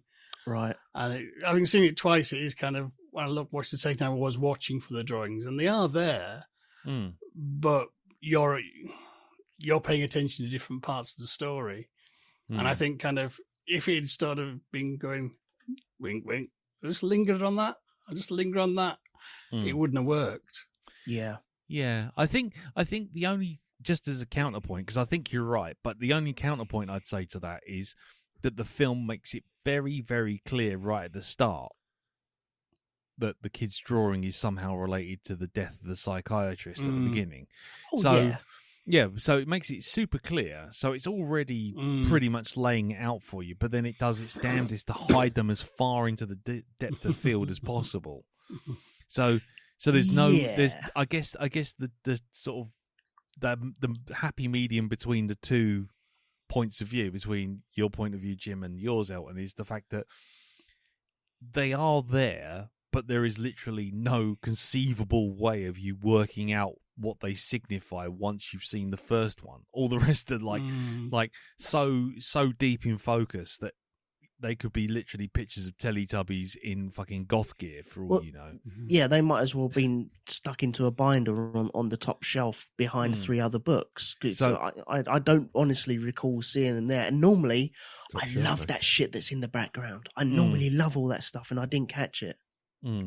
So yeah, I mean, while I appreciate what you're saying, Jim, and I do appreciate what you're saying, Elton, I would agree it is too subtle for its own good. Yeah, that's probably the point. Yeah. Go on. Sorry. But just on a personal thing, I would rather a film is too subtle like that than too obvious. Yeah. Oh, yeah, yeah. I mean, I was going to say, if it was sitting there doing Chekhov's gun, I think look at the pictures. Unearned was a good way of putting it, I think. But they are there. But I say, and you can see enough to know that there's some fucked up things in those pictures. But it is kind of, once the kid dies, you sort of forget about that bit. And it's not going to be a story about him drawing a picture and people dying. And you don't think there's going to be anything sort of to that. Yeah. You know, one bit. Go on. It was the come to the one bit I did like. Yeah. In that, the sort of foreshadowing bit, and I didn't get it to begin with, but it was only when they showed it again in flashback, and that was where the wife finds a spot of blood. That was clever. Yeah. Yes. Yeah. I didn't actually. I thought she's found something here. What's that all about? And then, of course, they show it later on, and you understand where the fuck that came from. Yeah. And it just that I thought was good. That was very, very good. Yeah. And I guess that's probably the sort of balance between the two, isn't it? You sort of like the pictures are kind of foreshadowing things, but they are so obscured and hidden away and totally out of the focus that you'd have to purposely be looking for them to even stand a chance. Whereas this one puts things front and center. You go, what's that? And then stuff moves on, and you're like, and it's not doing the Chekhov's gun, pointing at it, going, what is this? Honk, squawk, clown car rolls up and 20 people come out. It's not doing that. And you suddenly like, oh, wow, what is that? And then all of a sudden it just moves on, and you're like, oh, it's probably nothing. And then it goes, no. And you're like, oh, fuck. Wow. And that, to me, was more impactful than the pictures. I will say that. Yeah. I think they do come as part of a package, though, don't they? Yeah.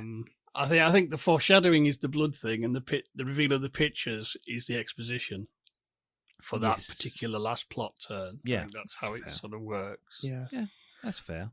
I think with the actual plot, and where I have a problem, where we said the boy's removed from it, and you think it's all about this boy and what's going to be happening with him. The whole story changes then, because when you look back on it, it's not about him or the people around. It's about the house. The story is about the house, and the building, and you realize they've moved there, and then he's hearing voices. Yeah. But when you're introduced to this film, you think this kid is hearing voices, and they've moved there, and he was hearing voices in the other place. But it's not quite like that, is it? No. But I don't know if I appreciate. I think I'm appreciating it more for everything we're going through here. That's good. But I don't know if that's a good thing that when you look back on it, it was about the house. And in my first go around on it, I wasn't aware of that until the very end. Okay, well then, Jim, you've seen it once already. So what did you think of that particular reveal? Well, as I say, I think this film sets you up to look in the wrong direction, expect a different sort of film, and then keeps just giving it a spin now and again. And that's their way of trying, just to not just go by the right, all right, we're in a spooky kid movie, we're in a haunted house movie, or we're in a possession movie, and just hit all the beats And it sort of tries to outmaneuver you, which I think is good. And I think, that's, there's a place for cozy horror films, don't get me wrong, but that wasn't the film they wanted to make. They wanted to make something a bit more punch. Yeah. And I think it's one of those things, personally, it's how well it works depends a lot on your attitude you have when you sit down with a film. I mean, I knew nothing about it. I had no preconceptions. They're just kind of like, okay, take me where you will. Yeah. Whereas, I find a lot with people, you read a lot especially on the internet with self-appointed critics like us, but often we slate films for not being the film we thought they were going to be, rather than looking at the film they were. Yeah. Oh, yeah, absolutely. I mean... And sometimes that's down to bad marketing, and films do get missold, and stuff like that. But there is a sort of... I kind of, when I sat down and watched it again, because it has been a year, so my details were fuzzy, and there was quite a few things I had forgotten. It was kind of, oh, you clever bastard.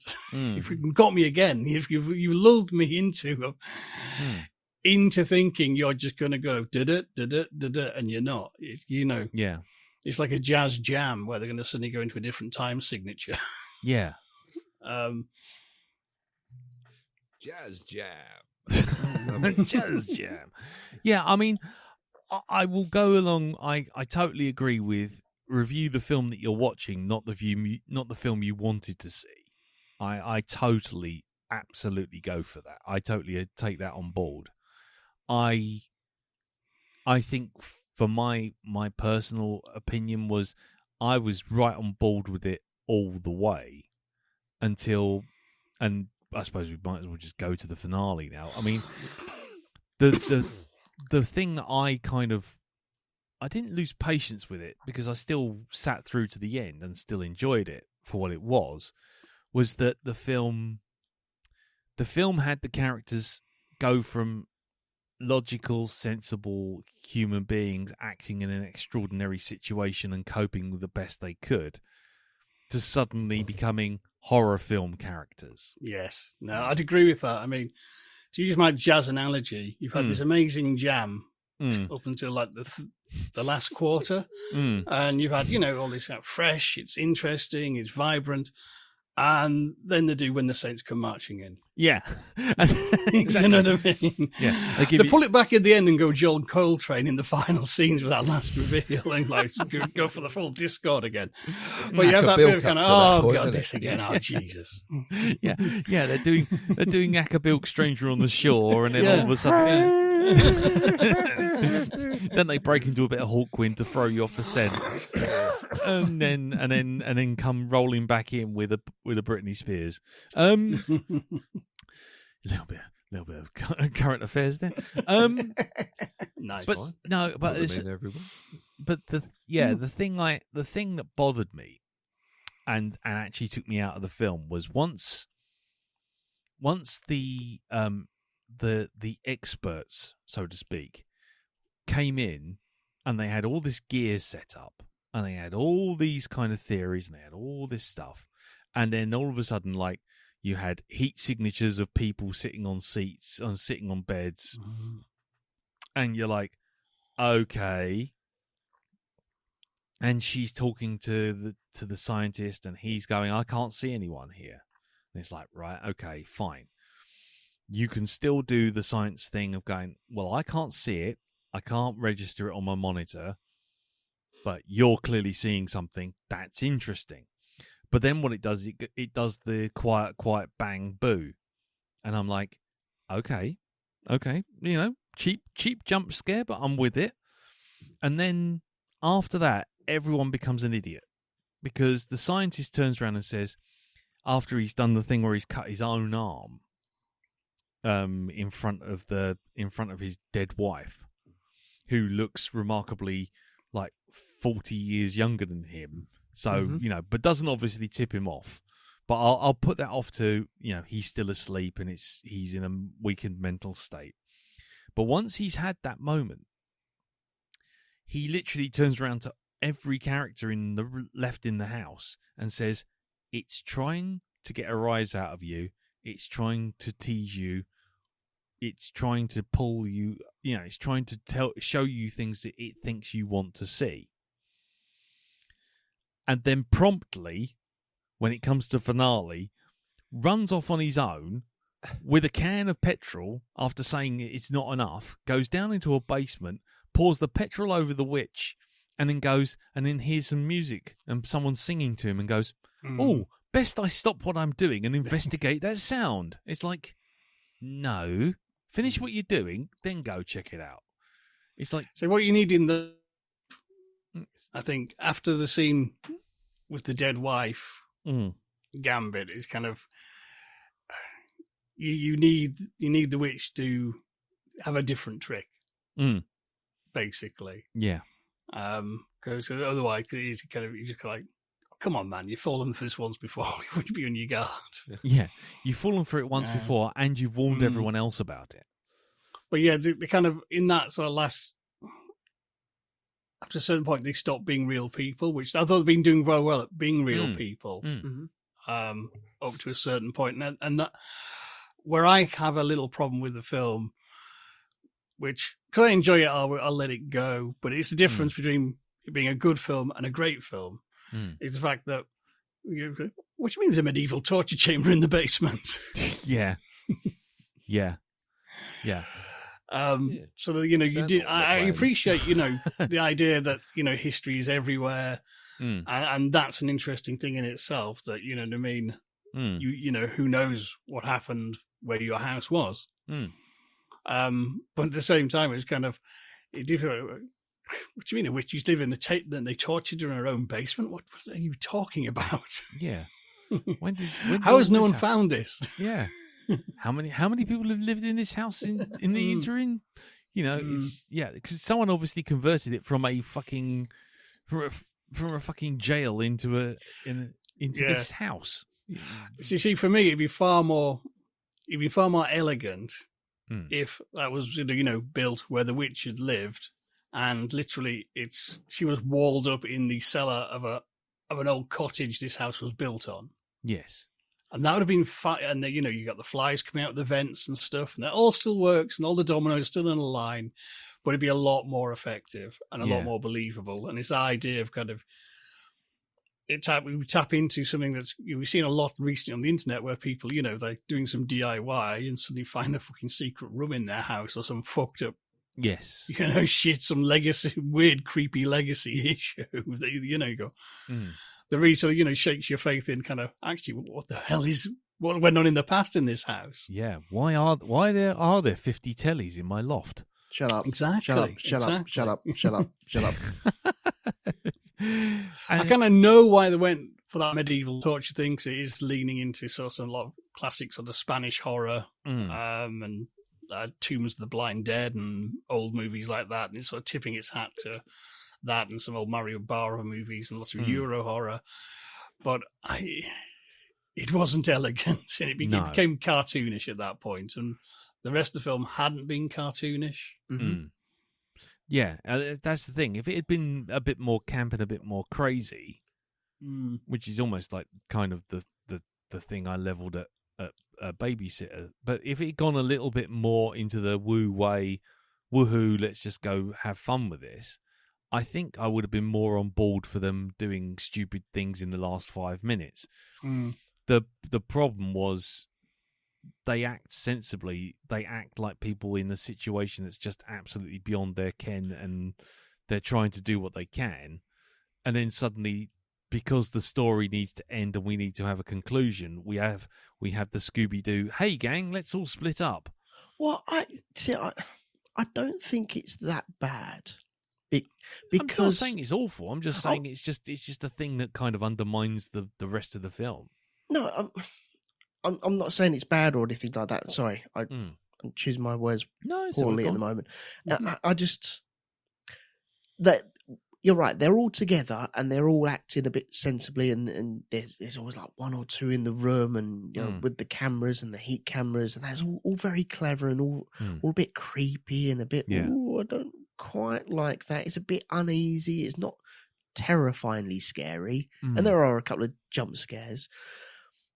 The way I see it is we're getting to the nitty gritty, and the witch is kind of working her magic on things now. She's really trying to bite into them and try and take control. The way she can do that is divide and conquer. And the way you divide and conquer, you know, she splits them all up, and you know, with the petrol and stuff like that, and that seems to work. And that's why they go a bit doolally. That's why they go a bit skittish and a bit over the top, a bit cartoony. That's why you get the daughter turning the red eyes, and you know she's easily susceptible to what she's seeing there, and you know she's easily got control of her, and the father of the daughter. Sorry for this, because there's two fathers there. The older gentleman, he's down call there. him the scientist. The scientist. There we go. You know, he's down there pouring the petrol, and she's got such power over them that it's the siren call, isn't it? You are compelled to visit that. It's not like you're like, oh, I'm just dousing this, and oh, bloody hell, what's that shiny thing over there? I think I'll go investigate that. That's not his will to go and investigate that. That is, he's drawn to that. That's really that's the way I see it. Yeah. Look, yes, because look at the father dousing himself in petrol. That's not him doing that.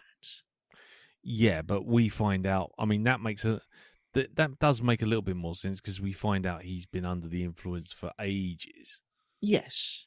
So, yeah, but that's the way I see it anyway. Sorry. No, that's cool. You see it the way you see it, and that's all cool and dandy, mate. You do what you do. You see it how you do. I'm not going to judge anything. It's just for me, if you have a character literally say, hey, she's fucking with us, don't believe everything you see.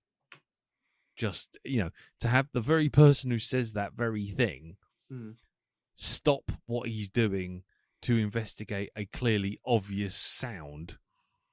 It's the bit the same like, oh, I've gone downstairs and my torch isn't working. Oh, best I carry on going downstairs.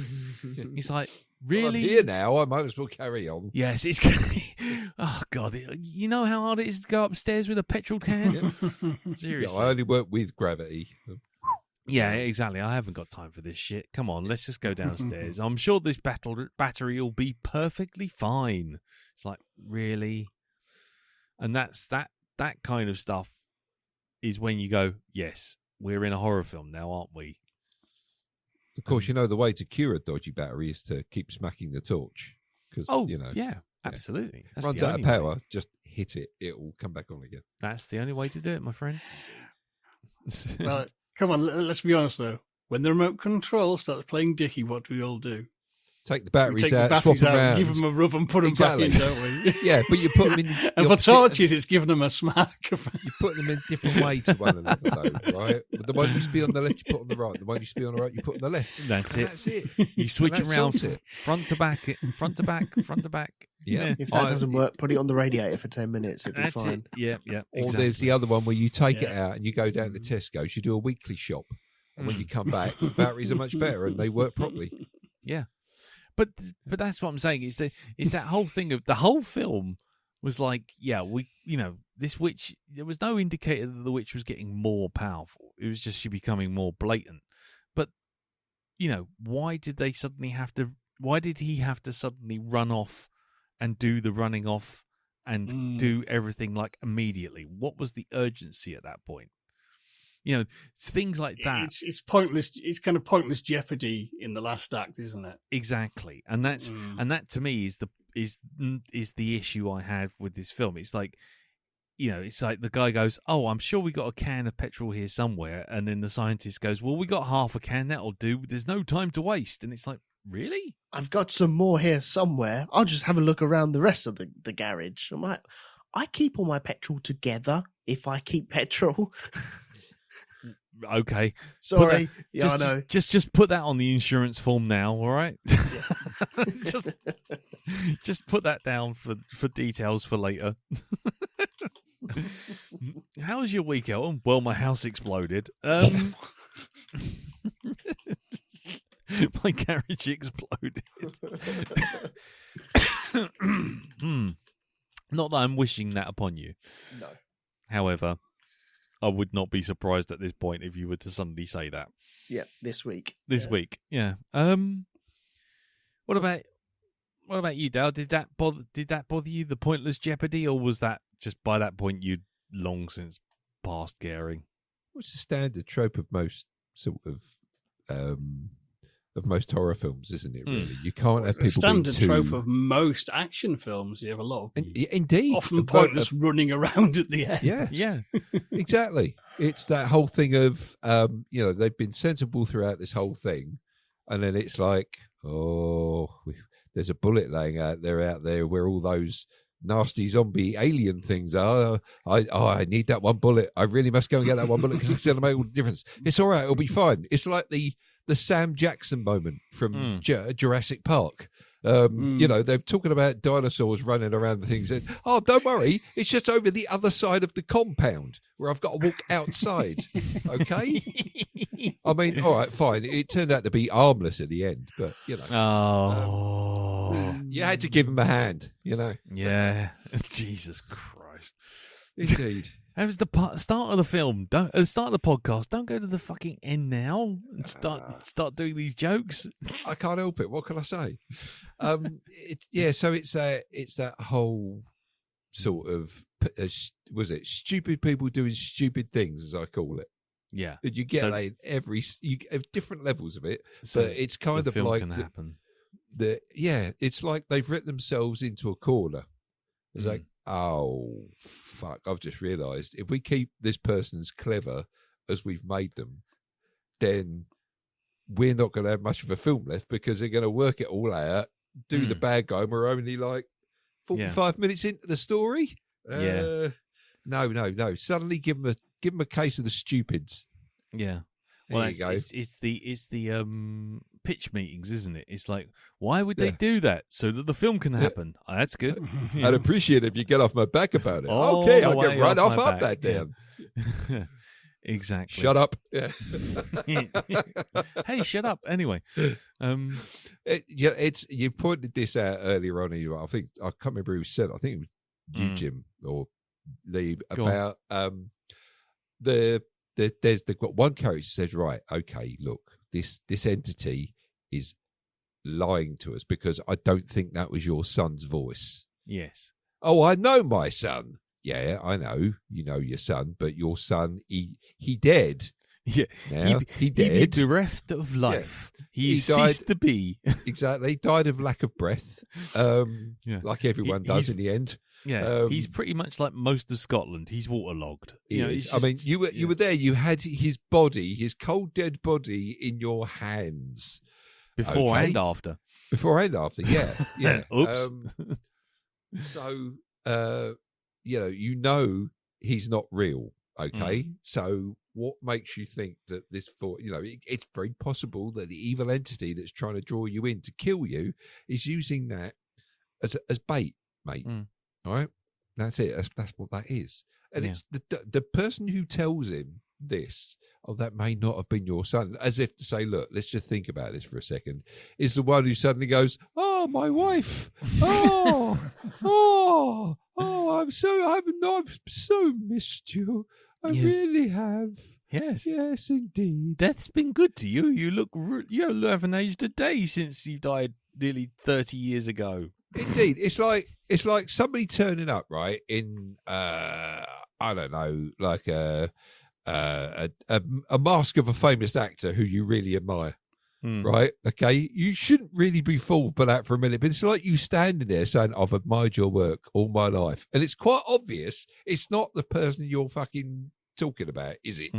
But no, you suddenly go into this, oh man, you've been such an influence on my life. The paths I've taken have been all due to you, so I'd just like to thank you for that.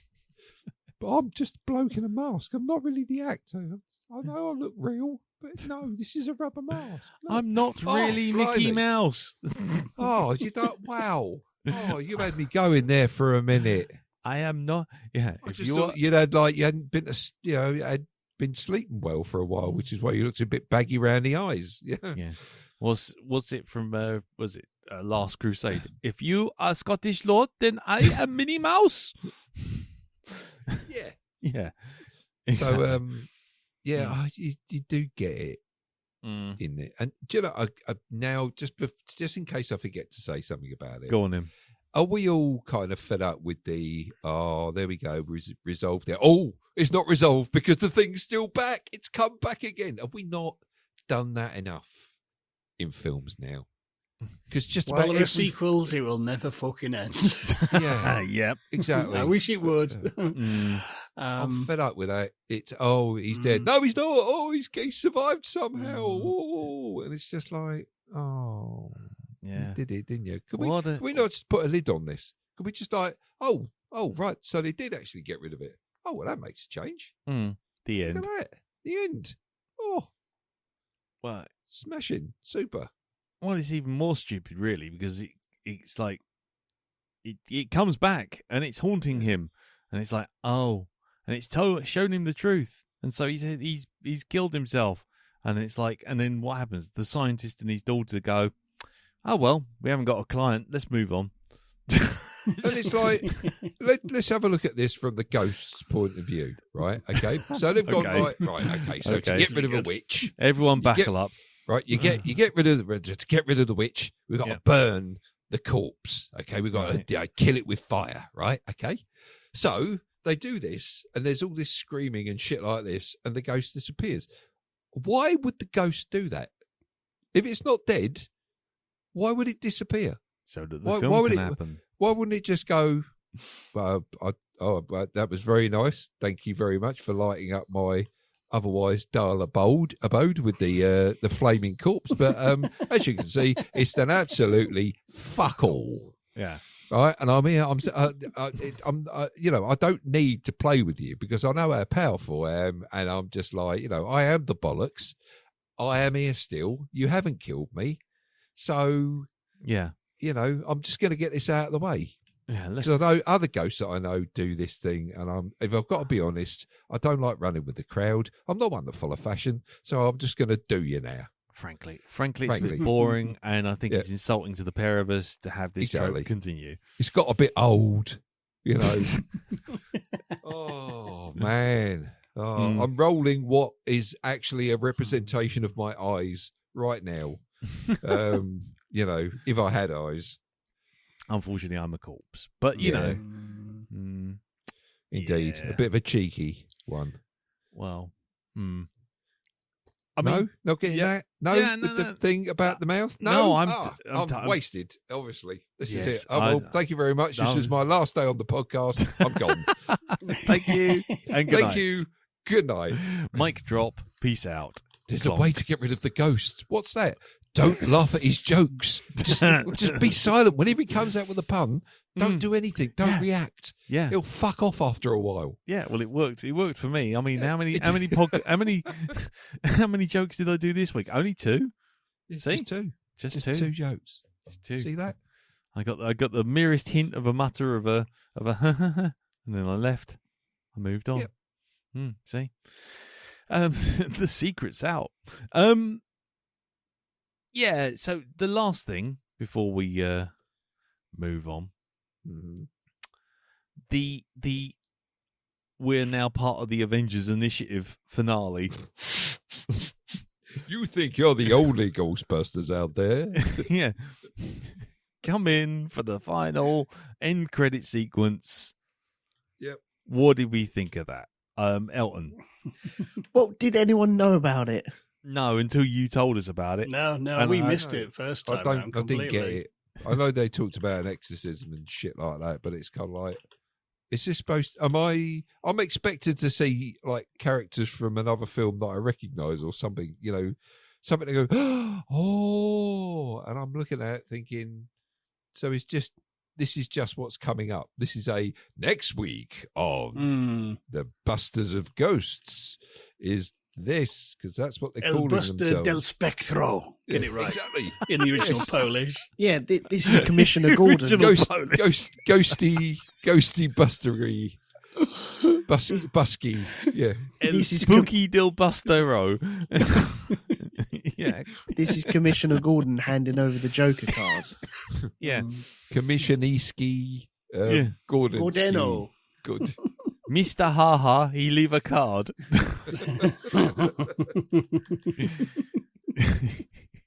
Oh, well, I only discovered it because I got to the end of the film and just hovered my cursor over the lead.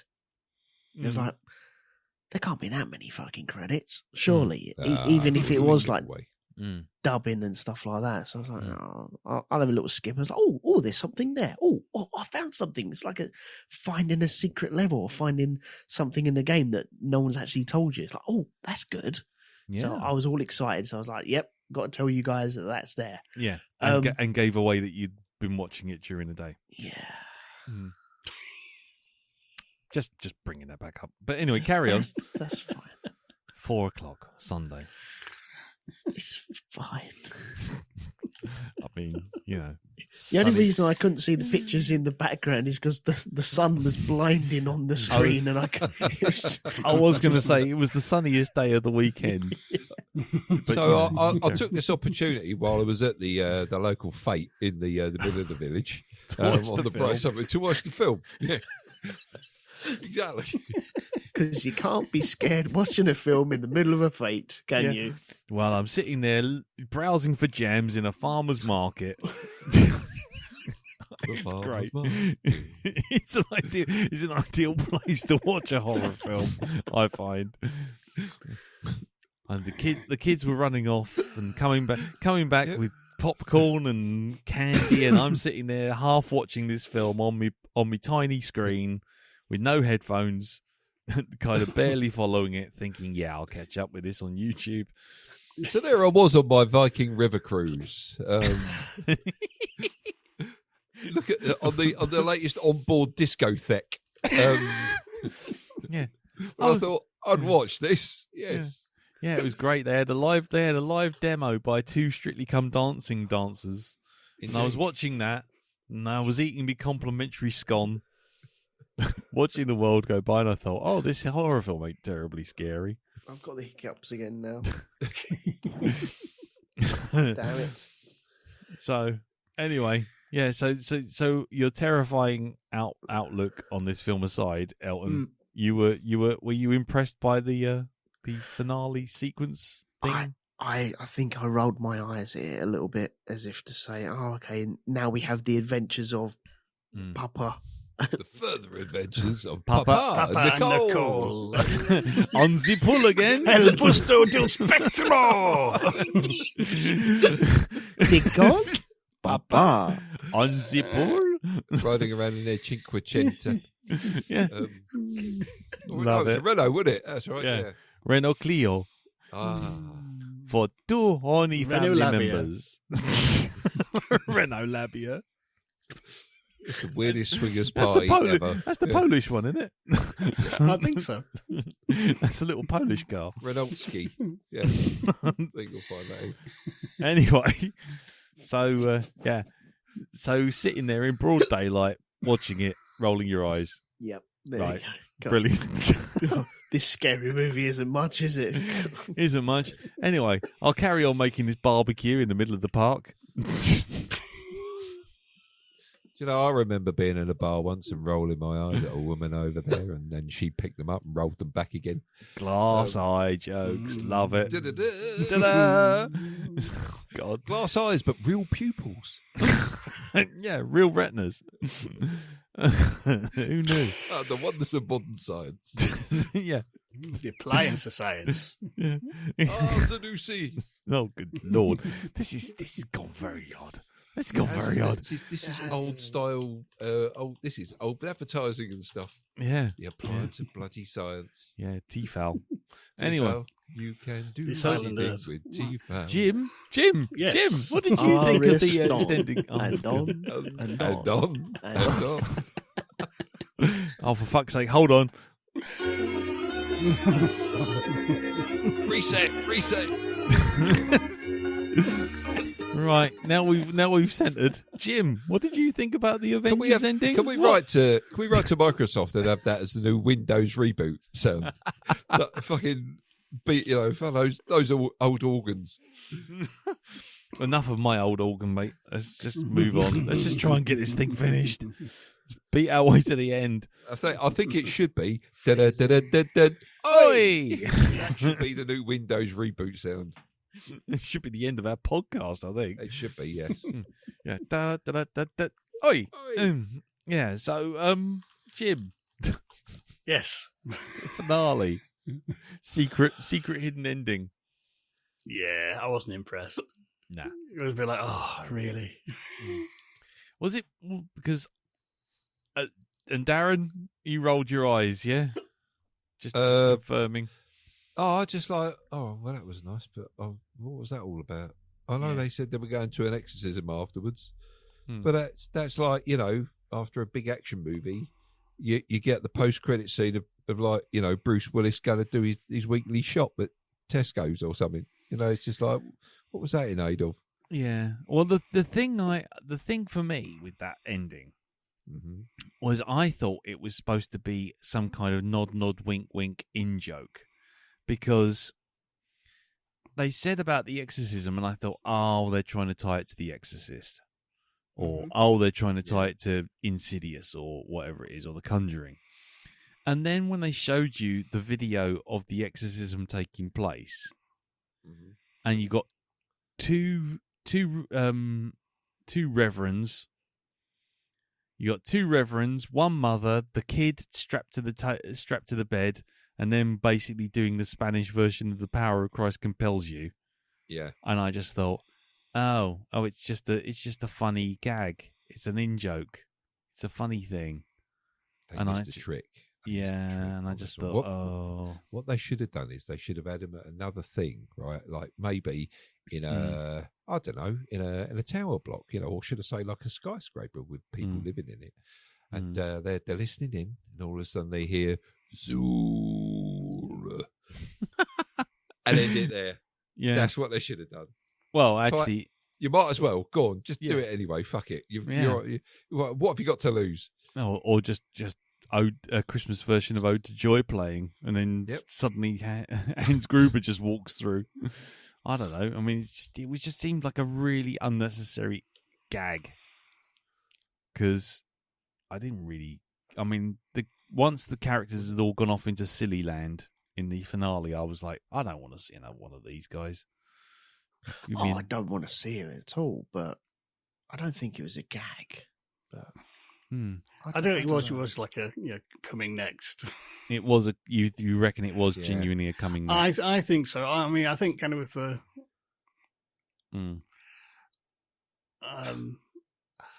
the witch not. Well, the thing with the witch not being dead, I think maybe she was dead, but it was that final reveal almost of that she how far she'd been screwing with them. Yeah. And it was because just having it like loafing around was probably kind of, sequel, guys, come on.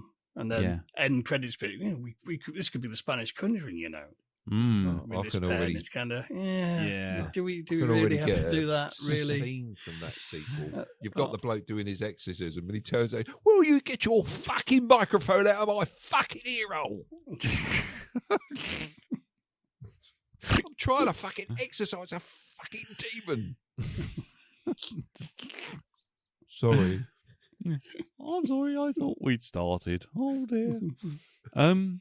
Right. Okay. I think at this point we'll draw a discreet veil over for this podcast.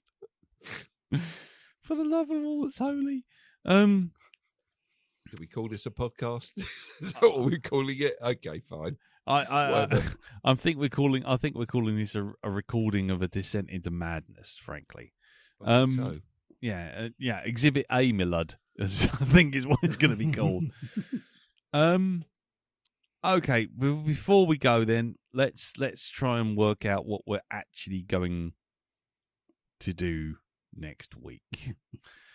He says, "Are you feeling an albatross coming on?" I think we need an albatross moment. Okay, roll the jingle. There will now be a short intermission. Albatross!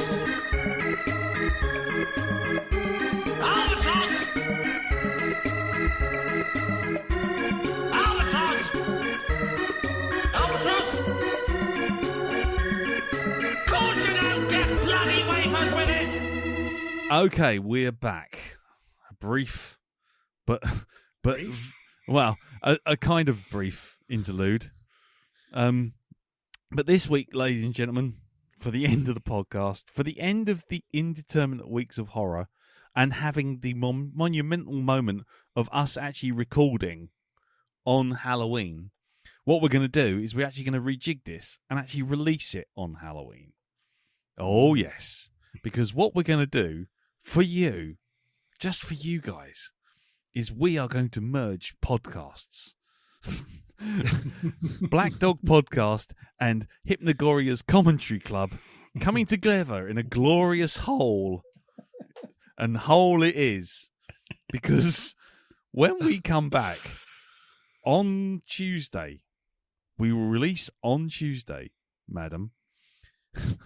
We will be back to release into your ears a commentary club with all of us. Well, maybe not necessarily Elton, but that's subject to scheduling. Mm-hmm. We will be doing commentary club on Alone in the Dark. Uwe Bowles, Alone in the Dark. So Darren, Jim, myself, and possibly Teresa, if she's feeling particularly masochistic, we'll be sitting there watching Alone in the fucking Dark and commentary along with it, in sync with the film. So if you want to enjoy the podcast, and enjoy is in inverted commas in this instance, if you want to enjoy the podcast, you're going to have to watch the film along as well.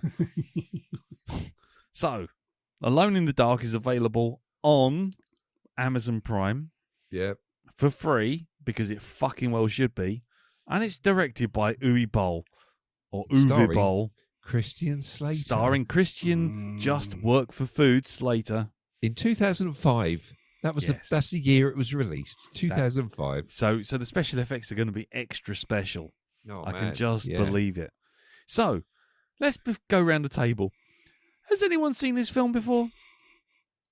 I believe I have, but I've done my damnedest to try and forget it. Yeah, alcohol and drugs have worked their merry way across your synapses to ensure that you do not remember it.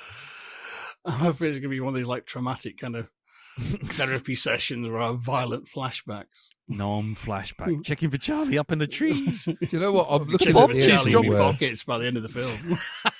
I'm looking at the synopsis for this film, right? Okay, and it's saying here that join Christian Slater as he sets off on a journey around Addlestone after British Gas cuts off his electricity because somebody phoned up and said they were moving into his flat. Fucking Adam Reed. Yeah.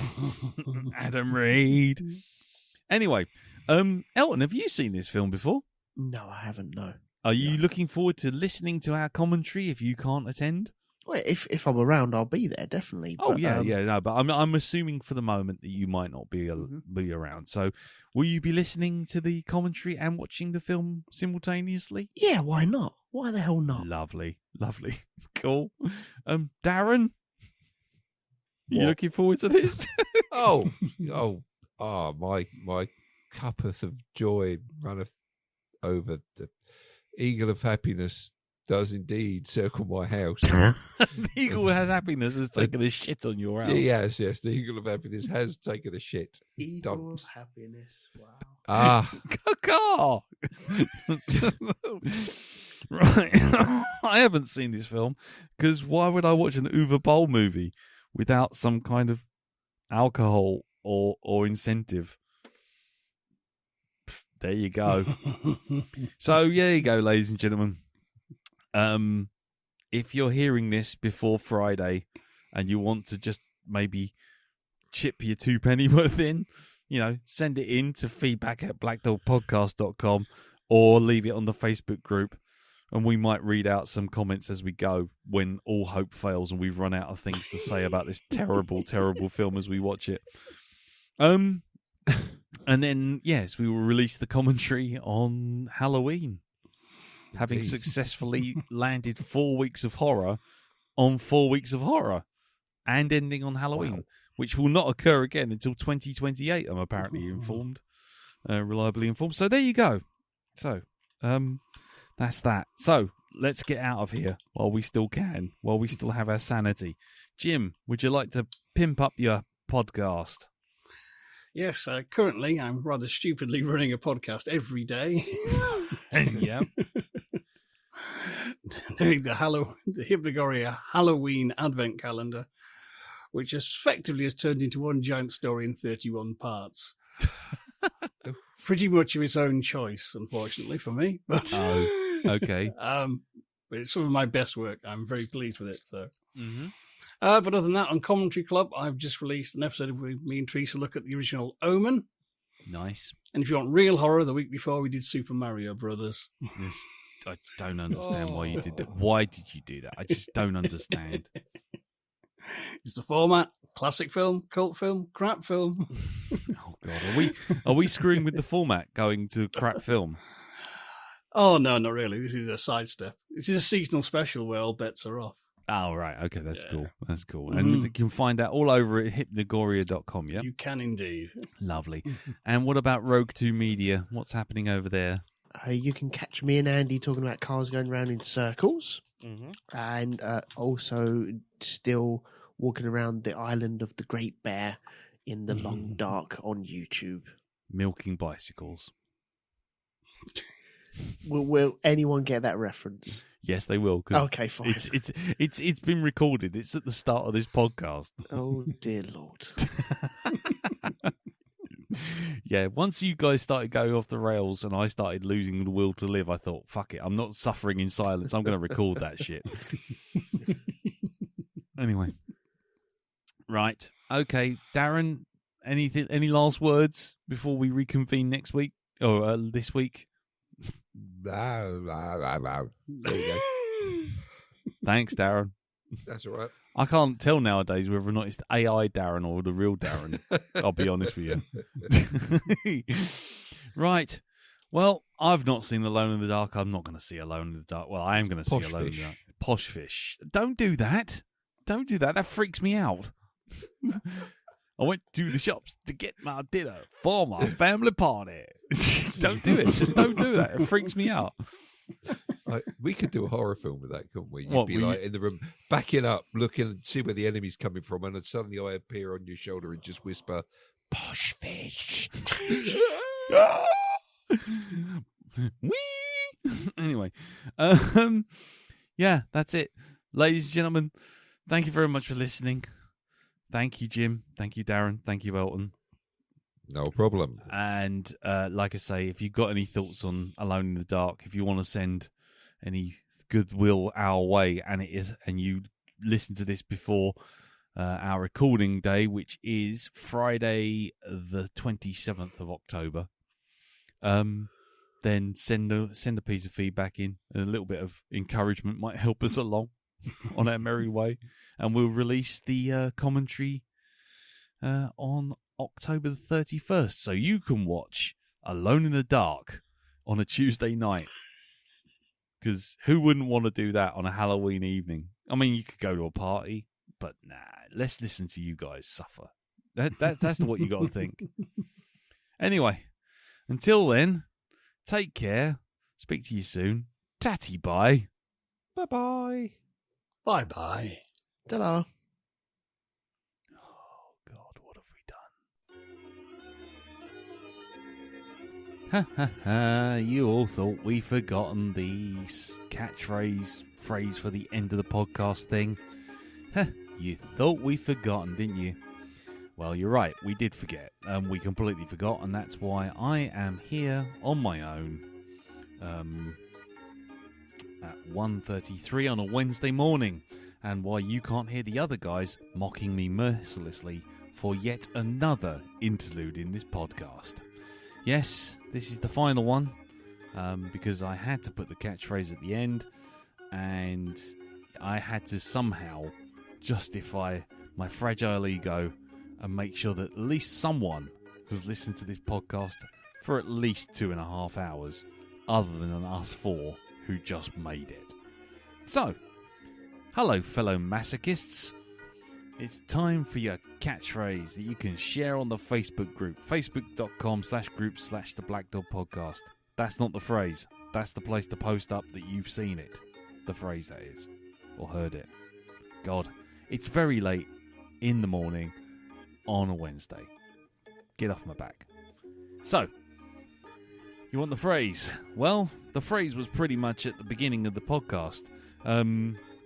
Because I can't think of anything stupider than Muad'Dib's bicycle handles. So, Muad'Dib's bicycle handles. There you go. Or Muad'Dib milking a bicycle. You can take your pick. Muad'Dib's bicycle handles. Actually, that'll do. Yeah, do that one. Muad'Dib's bicycle handles. So, have fun with that. Because I'm not sure the AI will work out what the hell you're on about if you're trying to make a caption picture. But, you know, go at it. Absolutely 0 points and 100% kudos for anyone who produces a picture of Timothy Chalamet with a bunch of bicycle handles. Have fun with that. Anyway, that's it. We are finally at the very end. So, what are you waiting for? Go.